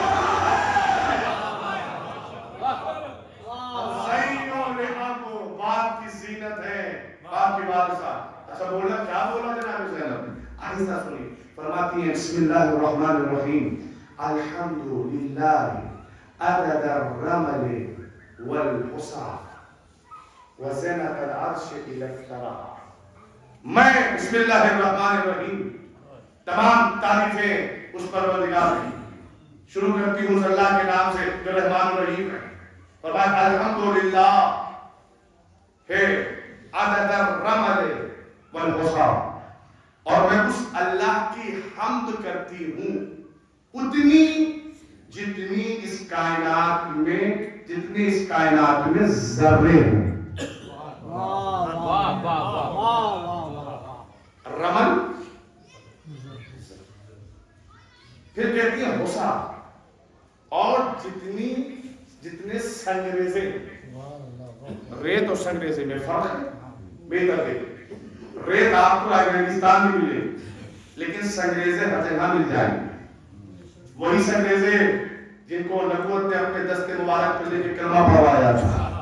اور فرمایا تو تعریف کرنے کا انداز دیکھا آپ نے. فرماتی ہے کہ اتنی حمد کرتی ہوں جتنے کائنات میں سنگریزے اور ذرات میں. ذرات. آپ جب کسی کی تعریف کرتے ہیں تو اس وقت تعریف کرتے ہیں کہ جب اس شے کے بارے میں، اس ذات کے بارے میں علم ہو. جب تک علم نہیں ہوگا تب تک وہ چاپلوسی کہلاتی ہے، تعریف نہیں ہوتی ہے. اگر کسی کی ذات کا علم نہ ہو، کسی شے کا علم نہ ہو تو چاپلوسی کہلائے گی، تعریف نہیں کہلائے گی. لیکن اگر علم ہو جانتا ہوں، میں نے سنا کہ مولانا تحسین صاحب میں گفتگو ہو رہی تھی، وہ ایسے خطیب تھے، وہ ایسی زیارتیں پڑھتے تھے، اور دیگر علماء کرام یہاں پہ موجود ہیں جو بزرگان گزر گئے یا موجود ہیں، یا اپنے زمانے کے خطیب اکبر ایسے پڑھتے تھے، کہنا صاحب ایسے پڑھتے تھے، فیروز صاحب ایسے پڑھتے تھے، ہم نے ان کو دیکھا ہے، ہم نے ان کو سنا ہے، نہیں دیکھا تو ویڈیو میں دیکھا ہے، تو بھائی جب ہم ان کے بارے میں جانتے ہیں تو ہم ان کی تعریف کریں گے. اب ان کے بیٹے سامنے بیٹھے ہوں یا نہ بیٹھے ہوں، اور فرمائیے گا وہ چاپلوسی نہیں کہلائے گی. ان کی اولاد سامنے بیٹھی ہو یا نہ بیٹھی ہو، چونکہ ہم ذات کا علم رکھتے ہیں تو اس لیے ہم تعریف کر رہے ہیں. تو بھائی خاصہ یہ بنا، قانون یہ بنا کہ تعریف اسی مقدار کی کرو جس کے بارے میں تمہیں علم ہو. اب علی کی بیٹی نے تعریف کس انداز سے کی، میں اللہ کی حمد کرتی ہوں اتنی جتنے کائنات میں سنجیدگی ہے، جتنے ذرات ہے، یعنی باب مدینۃ العلم کی بیٹی جانتی ہے کائنات میں ذرے کتنے ہیں، سنگریزے کتنے ہیں.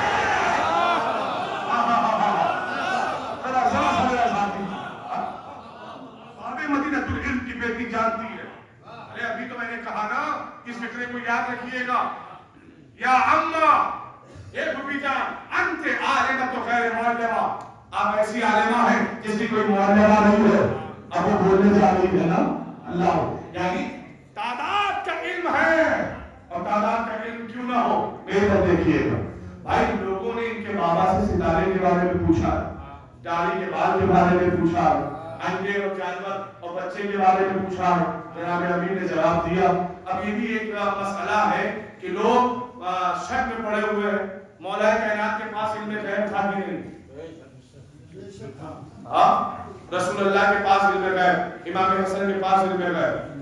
میں ذرا سا نظریہ الگ ہے، آج ہو سکتا ہے اصلاح ہو جائے میری، الگ ہے جی. نہیں، ان ذوات مقدسہ کے بارے میں تھا یا نہیں تھا یہ گفتگو کرنا ہی ابس ہے. اور اس سے بڑھ کے جملہ میں کہنا چاہتا ہوں، مولا علی کو علم غیب کی ضرورت کیا ہے؟ مجھے بتائیں، علم غیب کی ضرورت ہے مولا علی کو؟ نہیں. کیوں؟ استدلال کہاں سے کرو گے؟ مولا کے قول سے کروں گا. بہتر دیکھیے گا، جب آپ نے انڈا اور بچے کا جواب دے دیا، جس کے کان باہر میں بچہ، جس کے کان اندر بندے، تو لوگوں نے پڑھ کر کیا پوچھا؟ یا علی، آپ کسی شے کے بارے میں سوچتے نہیں ہیں؟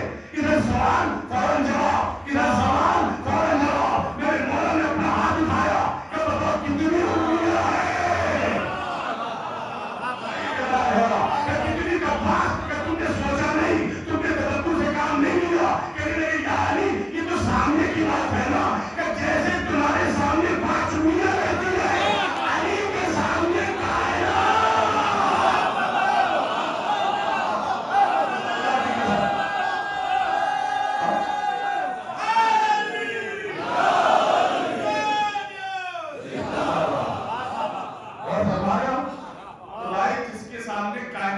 چھپا ہوا ہو اسے غیب کی ضرورت ہے، علم غیب کی ضرورت ہے نا. اچھا میں آہستہ سے کہہ دوں، میرے دیکھیے، علم غیب علی نہیں، علم غیب تو ذوالفقار رکھتی ہے.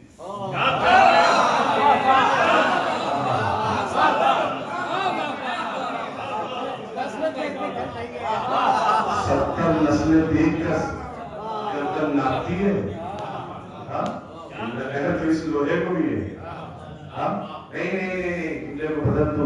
اللہ کی حجت کے ہاتھ میں اگر لوہا آ جائے تو وہ بھی صاحب علم غیب ہو جائے. اگر لوہا بھی آ جائے وہ بھی صاحب علم غیب ہو جاتا ہے. اللہ اکبر، تو وہ بھی جانتی ہے. لہذا جس کے ابھی جناب امیر نے فرمایا کہ مجھ علی کے سامنے سے سارے پردے ہٹا دیے جائیں تو میرے معبود ذرہ برابر بھی میرے یقین میں اضافہ نہ ہوگا.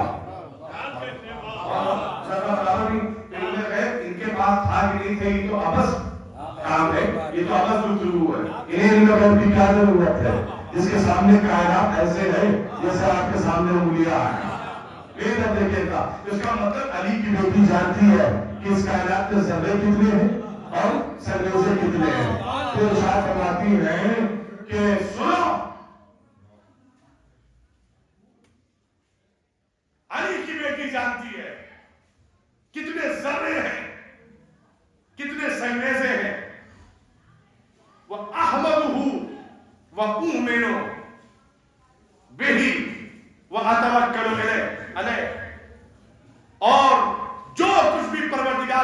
آیا ہے، ہم اس پر ایمان بھی رکھتے ہیں، ہم اس پروردگار پر توکل بھی رکھتے ہیں. وَأَشْهَدُ أَن لَا إِلَٰهَ إِلَّا اللَّهُ. اور سنو، ہم گواہی دیتے ہیں کہ ہم 365 خداؤں کے ماننے والے نہیں ہیں، ہم ایک واحد اور ایکتا خدا وحدہ لا شریک کے ماننے والے ہیں. ایسے مقام پر اگر لوگ کہتے ہیں کہ مسلمانوں کا مجمع تھا تو مسلمانوں کے مجمع میں لا الہ الا اللہ کہنے کی ضرورت نہیں ہے. اعلان برات کرنے کی ضرورت نہیں ہے، لیکن علی کی بیٹی نے اشہد ان لا الہ الا اللہ کہہ کے بتایا کہ 365 کو ماننے والے یہاں ہے، وحدہ لا شریک کو ماننے والے یہاں ہے. بہتر دیکھیے گا یہ کیا فرماتی ہے، وَأَنَّ محمدًا وَأَنَّ مُحَمَّدًا عَبْدُهُ وَرَسُولُهُ. اور ہمارا ایمان اس بات پر بھی ہے کہ محمد اللہ کے رسول بھی ہیں، ان کے بندے بھی ہیں. پھر کیا ارشاد فرمایا، یا اہل کوفہ، ایک کوفے کے رہنے والوں. یاد رکھیے گا تاثیر کس کی ہے، جناب امیر کی. لہجہ کس کا ہے، لسان اللہ کا لہجہ. اپنے ذہن میں رکھ کر بی بی زینب بول رہی ہے، یا اہل کوفہ والغدر، ایک کوفے کے مکاروں، ایک کوفے کے غداروں. ایک لفظ استعمال کیا بی بی نے، والخیلاء، والخیلاء. اس لفظ خیلاء کا معنی میں آپ کی خدمت میں پیش کروں گا انشاءاللہ. علماء بیٹھے ہوئے تائید بھی کریں گے. پہلے کہا ایک کوفے کے رہنے والوں، 3 چیزوں سے خطاب کیا، مکر، غدر اور تیسری چیز کیا ہے، خیلاء. مکر کا مطلب سمجھ میں آ گیا، مکار، غدر، غدار جو خیانت کرے. یہ خیلاء کیا ہے، توجہ کریے. خیلاء جب آپ علوم عرب میں لغات میں دیکھیے گا سمجھ میں آ جائے گا.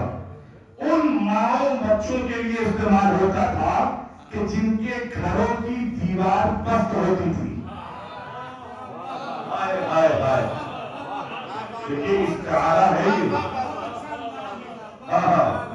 آئیے لفظ اس کے لیے استعمال ہوتا تھا کہ عرب میں جن گھروں کی دیوار پست ہوتی تھی. کا پست ہونے سے مطلب کیا ہے، کہ گھروں کی دیوار اگر پست ہو اور شب کا سناٹا ہو پھر آنے جانے والوں کا پتہ نہیں رہتا. اور فرما رہے ہیں تو لفظ خیلاء کہاں استعمال ہوتا تھا، جہاں ہیلے سے پیدا ہو، جہاں پر ہیلے کی پیداوار موجود ہو، جہاں پر ہیلے سے بچہ پیدا کیا جائے، وہاں پر لفظ خیلاء کا استعمال ہوتا تھا. جب تعارف کرایا کوفے والوں کا کہ جو یہاں پر مسرور ہو رہے تھے حجت خدا کو قتل کرنے کے بعد، تو اس طریقے سے کروایا، لیکن عرب کے دائرے میں کروایا. غور فرمائیے گا کہ یہ ہیلے کی پیداوار، یہ مکار ہے، یہ غدار ہے، لیکن جب اپنا تعارف کرایا کیا فرمایا، فَإِنَّنَا أَهْلُ بَيْتٍ، سنو ہم اہل بیت ہیں، نحن تراجم وحی اللہ، ہم ہیں اللہ کے وحی کے تراجم، ہم ہیں اللہ کے وحی کے ترجمان. ہم ہی وہ ہیں کہ جو وحی کا ترجمہ پیش کرتے ہیں.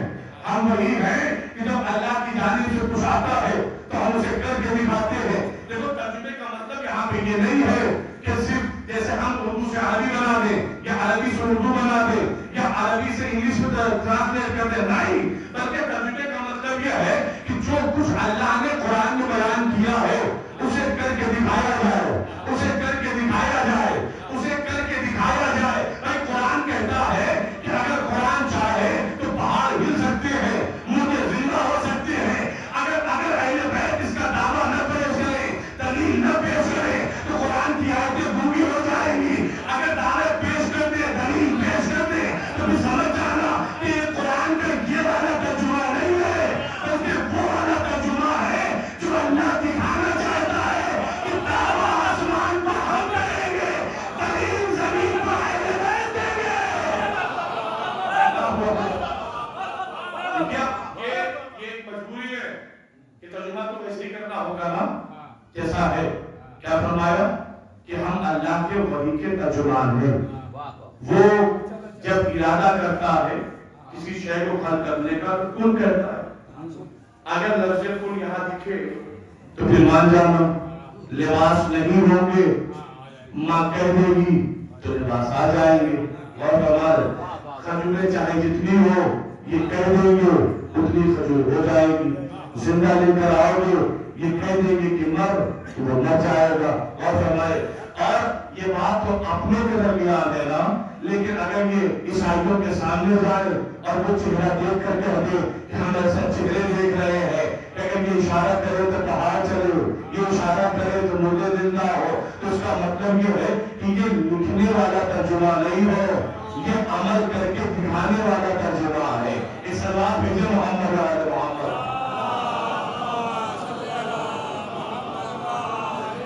یہ بات سمجھنی چاہتی ہے, لہذا گفتگو کرتے رہے پھر کہتے ہیں کہ نحنو حجت اللہ, ہم اللہ کی حجت ہے. اللہ اکبر. کس پر؟ اس کے بندوں پر, ان کے شہروں میں ان کے بندوں پر اللہ کی حجت بن رہا ہے. اب یہ پھر لفظ حجت کا استعمال کیا حبیبی ضرب نے اور سمجھانا چاہا کہ آصف بن رسول مجلس تمام ہونے جا رہی ہے. لفظ حجت کا استعمال بی بی زینب نے اپنے خطبے میں کیا کہ ہم اللہ کی حجت ہے. تو چلیے امام سے پوچھا گیا حجت کسے کہتے ہیں, اور میں متواتر 2-3 حدیثیں آپ کی خدمت میں بتاؤں. لیکن پہلی تعریف جو اماموں نے بتائی حجت کی وہ یہ کہ حجت وہ ہے کہ من لا یقول لا ادری. قرآن کی آیت ہے سورہ قدر کی, اللہ نے چیلنج کیا ہے نا کہ انا انزلناہ فی لیلۃ القدر وما ادراک, تم کیا سمجھو کہ اللہ کی وہ قدر کیا ہے. ٹھیک ہے, یہ چیلنج کسے کیا گیا ہے؟ یہ حجت تو نہیں کیا گیا, یہ عام انسانوں کے لیے کیا گیا. حجت وہ ہے کہ جو یہ نہ کہے کہ مجھے نہیں پتا, مجھے نہیں معلوم, میں نہیں جانتا, وہ اللہ کی حجت نہیں ہے. اور اگر اللہ کی حجت ہے تو پھر اسے ہر شے کا پتا ہونا چاہیے. اور اسی لیے جناب امیر نے کھل کر اعلان بھی کیا تھا سلونی سلونی قبل ان تفقدونی. جو یہ اعلان کرے وہ اللہ کی حجت ہے, وہ اللہ کی حجت ہے جو یہ اعلان کرے. لیکن جو پہلے ہی دن منبر پہ جا کر اعلان کرو کہ میرے ساتھ شیطان رہتا ہے, اگر تو ٹیڑھا ہو جاؤ سیدھا کر دینا, اس کا مطلب وہ اللہ کی حجت نہیں ہے. حجت وہ ہے جو زمین کے نیچے کبیر رہتا ہے, زمین کے اوپر کبیر رہتا ہے, اور منبر سے یہ اعلان کرے کہ آپ مجھ سے جو پوچھنا چاہو پوچھو, میں علی ابن ابی طالب زمین سے زیادہ آسمان جانتا ہوں. سلام پڑے محمد محمد پر.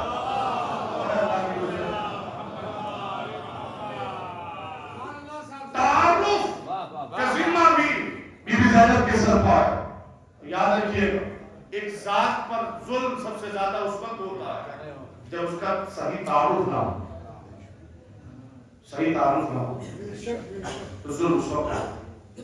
سب نے انہیں باغی کہا, سب نے انہیں باغی کہا, مجرم کہا. اب بی بی زینب کی سب سے بڑی ذمہ داری ہے اس غلط تعارف کو ہٹا کر صحیح تعارف کرنا. اور کر رہے ہیں صحیح تعارف. اللہ کو کوئی نہیں جانتا, کوئی نہیں پہچانتا, اہل بیت نے صحیح تعارف کروایا. واہ واہ واہ ان لوگوں نے اللہ کو پہچانا. بے شک. جناب زینب کی ذمہ داری یہ ہے کہ اللہ کی حجت کے بارے میں جو غلط تعارف ہو رہا اسے صحیح کروائیں. سوچیں آپ, اگر صرف عام خاتون محسوس کریں آپ تو بھی یہ کام نہیں ہو سکتا. لیکن اگر وقت اور اس زمانے کا ابو طالب سمجھیں واہ واہ واہ واہ تو ممکن ہے. جیسے یہ نبی کو بچانے کے لیے اپنے بیٹوں کا استعمال کرتے تھے, ویسے یہ اللہ کی حجت کو بچانے کے لیے اپنے بیٹے کو دان کر چکے.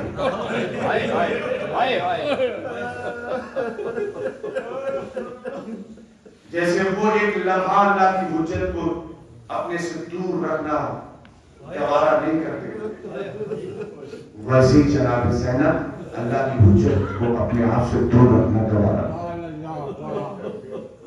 سب سے بڑی ذمہ داری یہ ہے اللہ کا ترجمان. ترجمان کا مطلب لاکھ زمانہ غلط تعارف کرا ہے، زینب ہر مقام پر صحیح تعارف کرا ہے۔ ہم اہل بیت ہیں، ہم اللہ کی حجت ہیں۔ نحن عیبت علمی، نحن عیبت علمہ، ہم اس کے علم کا عیبہ ہیں، ظرف ہے۔ یہ جنہیں جو باوی کہہ رہا ہے یہ اللہ کے علوم کا ظرف ہے، ظرف ہے علوم الہیہ۔ عزیزوں دیکھیے، جب گنہگار انسان مسائل پڑھے یا فضائل پڑھے تو اس کی تاثیر اور اس کا اثر پتہ نہیں ہے کتنا، لیکن جب کوئی معصوم اس وکیلہ کے بارے میں، اس عقیلہ کے بارے میں، جناب زینب کے بارے میں بیان کرے، امام سید سجاد فرماتے ہیں کہ یوں تو کربلا سے لے کر کوفہ اور کوفے سے لے کر شام بہت بڑی بڑی مصیبتیں میری پھوپھی نے اٹھائی، بہت بڑی، لیکن میں نے اپنی پھوپھی کو اس قدر چیخ کر روتے ہوئے نہیں سنا جیسا کہ مقام شام کا ہے۔ وہ کون سا مقام ہے؟ آپ جانتے ہیں پہلے حالت کو 72 گھنٹہ اس مقام پر روکا گیا اس لیے کہ دربار سچا ہے۔ تو جناب زینب سلام اللہ علیہ امام فرماتے ہیں کہ ایک وقت آیا کہ میری پوتری کو غش آیا اور وہ غش کھاتے گر گئی۔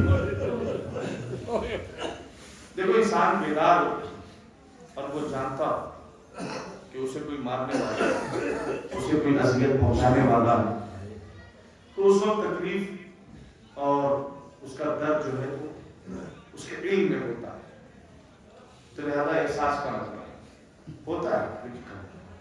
لیکن ایک ایسا انسان جو سو رہا ہو یا غش کے عالم میں اور اس پر اسی عالم میں مصیبت آ جائے تو آپ اس کا درد یا ہم اس کا درد محسوس نہیں کر سکتے، عجیب درد ہے۔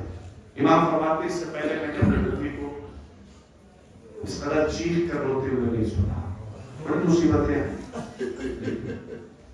غش آ کے میری پوتری زمین پر گری، ادھر سے شیو میں والوں نے دیکھا اور اس نے یہ محسوس کیا کہ زینب آرام فرما رہی ہے۔ امام فرماتے ہیں کہ اس نے ایک آخری تعزیہ نہ اٹھایا،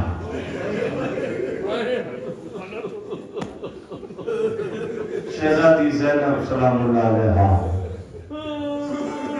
غش کھا کے زمین پر گری ہوئی، اس نے آخری تعزیہ نہ اٹھایا اور گھوڑا دوڑاتے ہوئے جناب زینب کے قریب آیا اور پوری طاقت سے میری پھوپھی کی پشت پر آنی کا تعزیہ لگایا، پوری طاقت سے میری پھوپھی کی پشت پر آنی کا تعزیہ لگایا۔ لیکن شب شہادت ہے، شب شہادت ہے، تھوڑی سی لائٹ اگر کم ہو جائے تو اگلے سال اس شب شہادت کی مجلس میں وہ بیٹھے گا جو زندہ رہے گا۔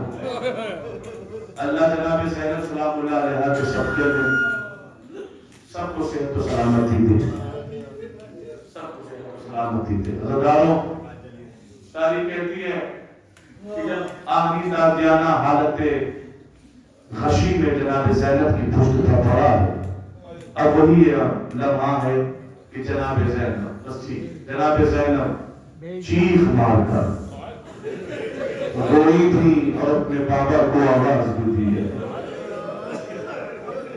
اپنے بابا کو آواز۔ یہ وہ موقع ہے جو زینب کو اپنا بابا یاد آئے گا۔ اللہ عزیز و اغراض، تاریخ کہتی ہے کہ دربار میں آنا، زندان میں جانا، مصیبتوں پہ مصیبتیں اٹھانا، پھر رہائی کے بعد کربلا سے مدینے آنا۔ لیکن ایک چھوٹا سا فقرہ کہتا ہوا آگے بڑھ جاؤں، جب جناب سکینہ سلام اللہ علیہا زندان میں قضا کر گئی بچی، जनाब सकीना जब दुनिया से चली गई ना और जब विदाई का वक्त था तो कब्र सकीना पे ज़ैनब ने हाथ रखा। ए सकीना गम न करना, तेरी फूफी तुझे तन्हा नहीं छोड़ेगी, तेरी फूफी तुझे अकेला इस बियाबा में नहीं, इस अनजानी बस्ती में तुझे अकेला नहीं छोड़ेगी। सकीना ज़ैनब पलट कर आएगी, ज़ैनब पलट कर आएगी। उम्मुल मसाइब है बीबी ज़ैनब, उम्मुल मसाइब है बीबी ज़ैनब। इसलिए कि तारीख में जितनी भी बीबियां गुजरी हैं, जिन्होंने मुसीबतें देखी हैं, उन्होंने एक वक्त में एक मुसीबत देखी है।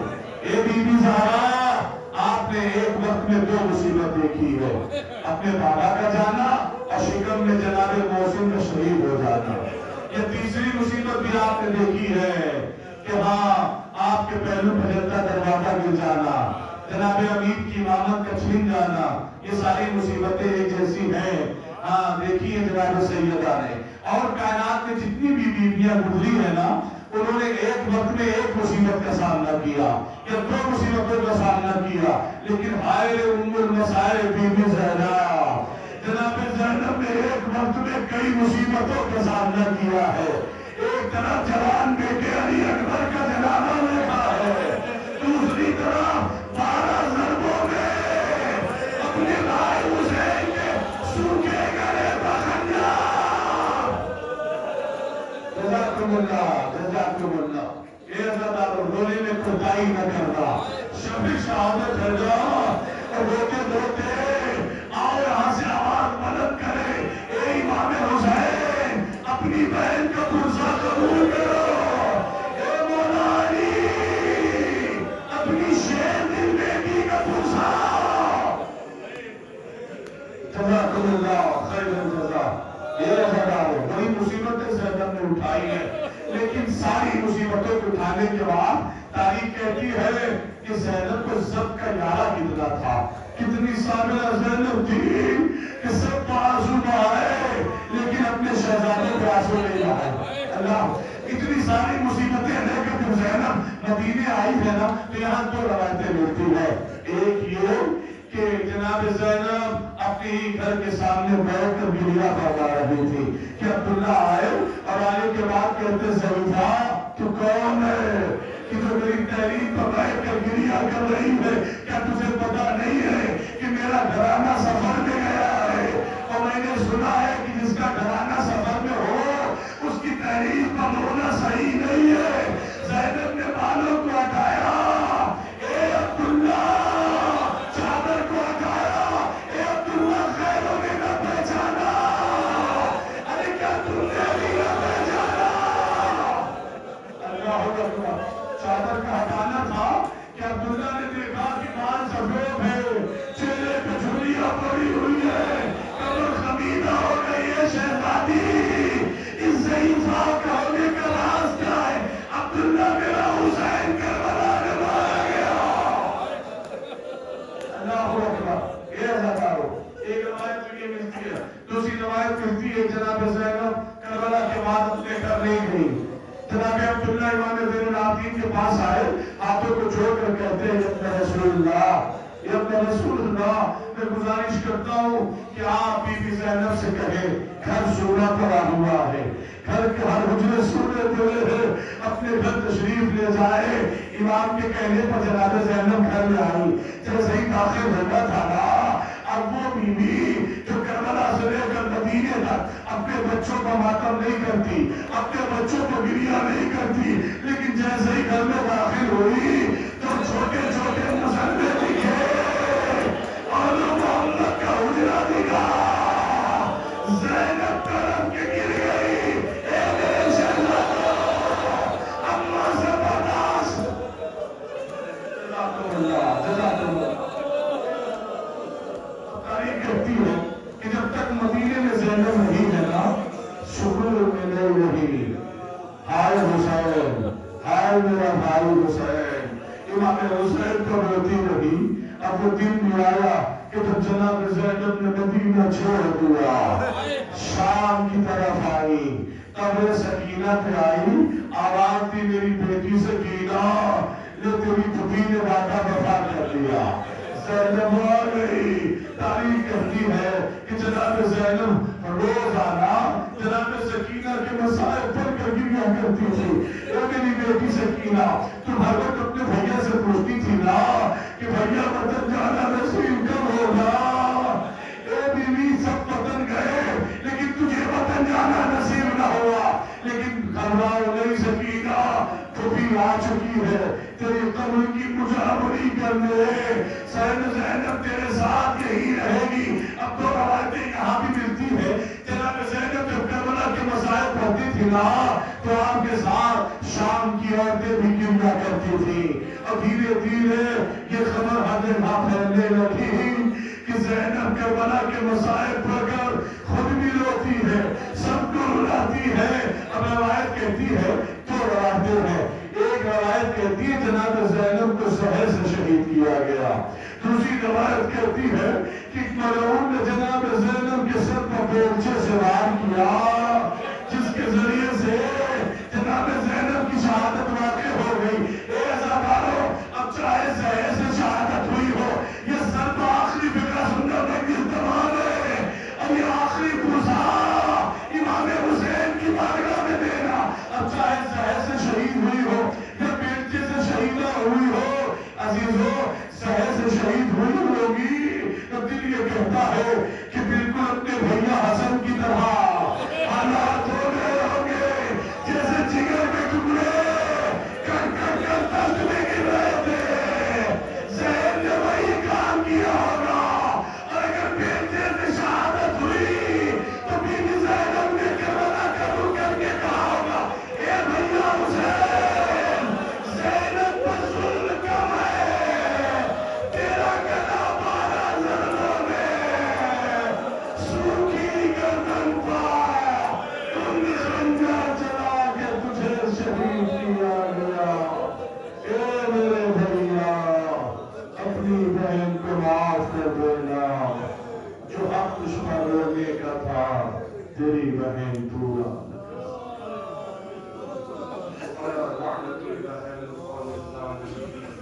وسيعلم الذين ظلموا أي منقلب ينقلبون. میرے معبود الرحیم ہے، کریم ہے.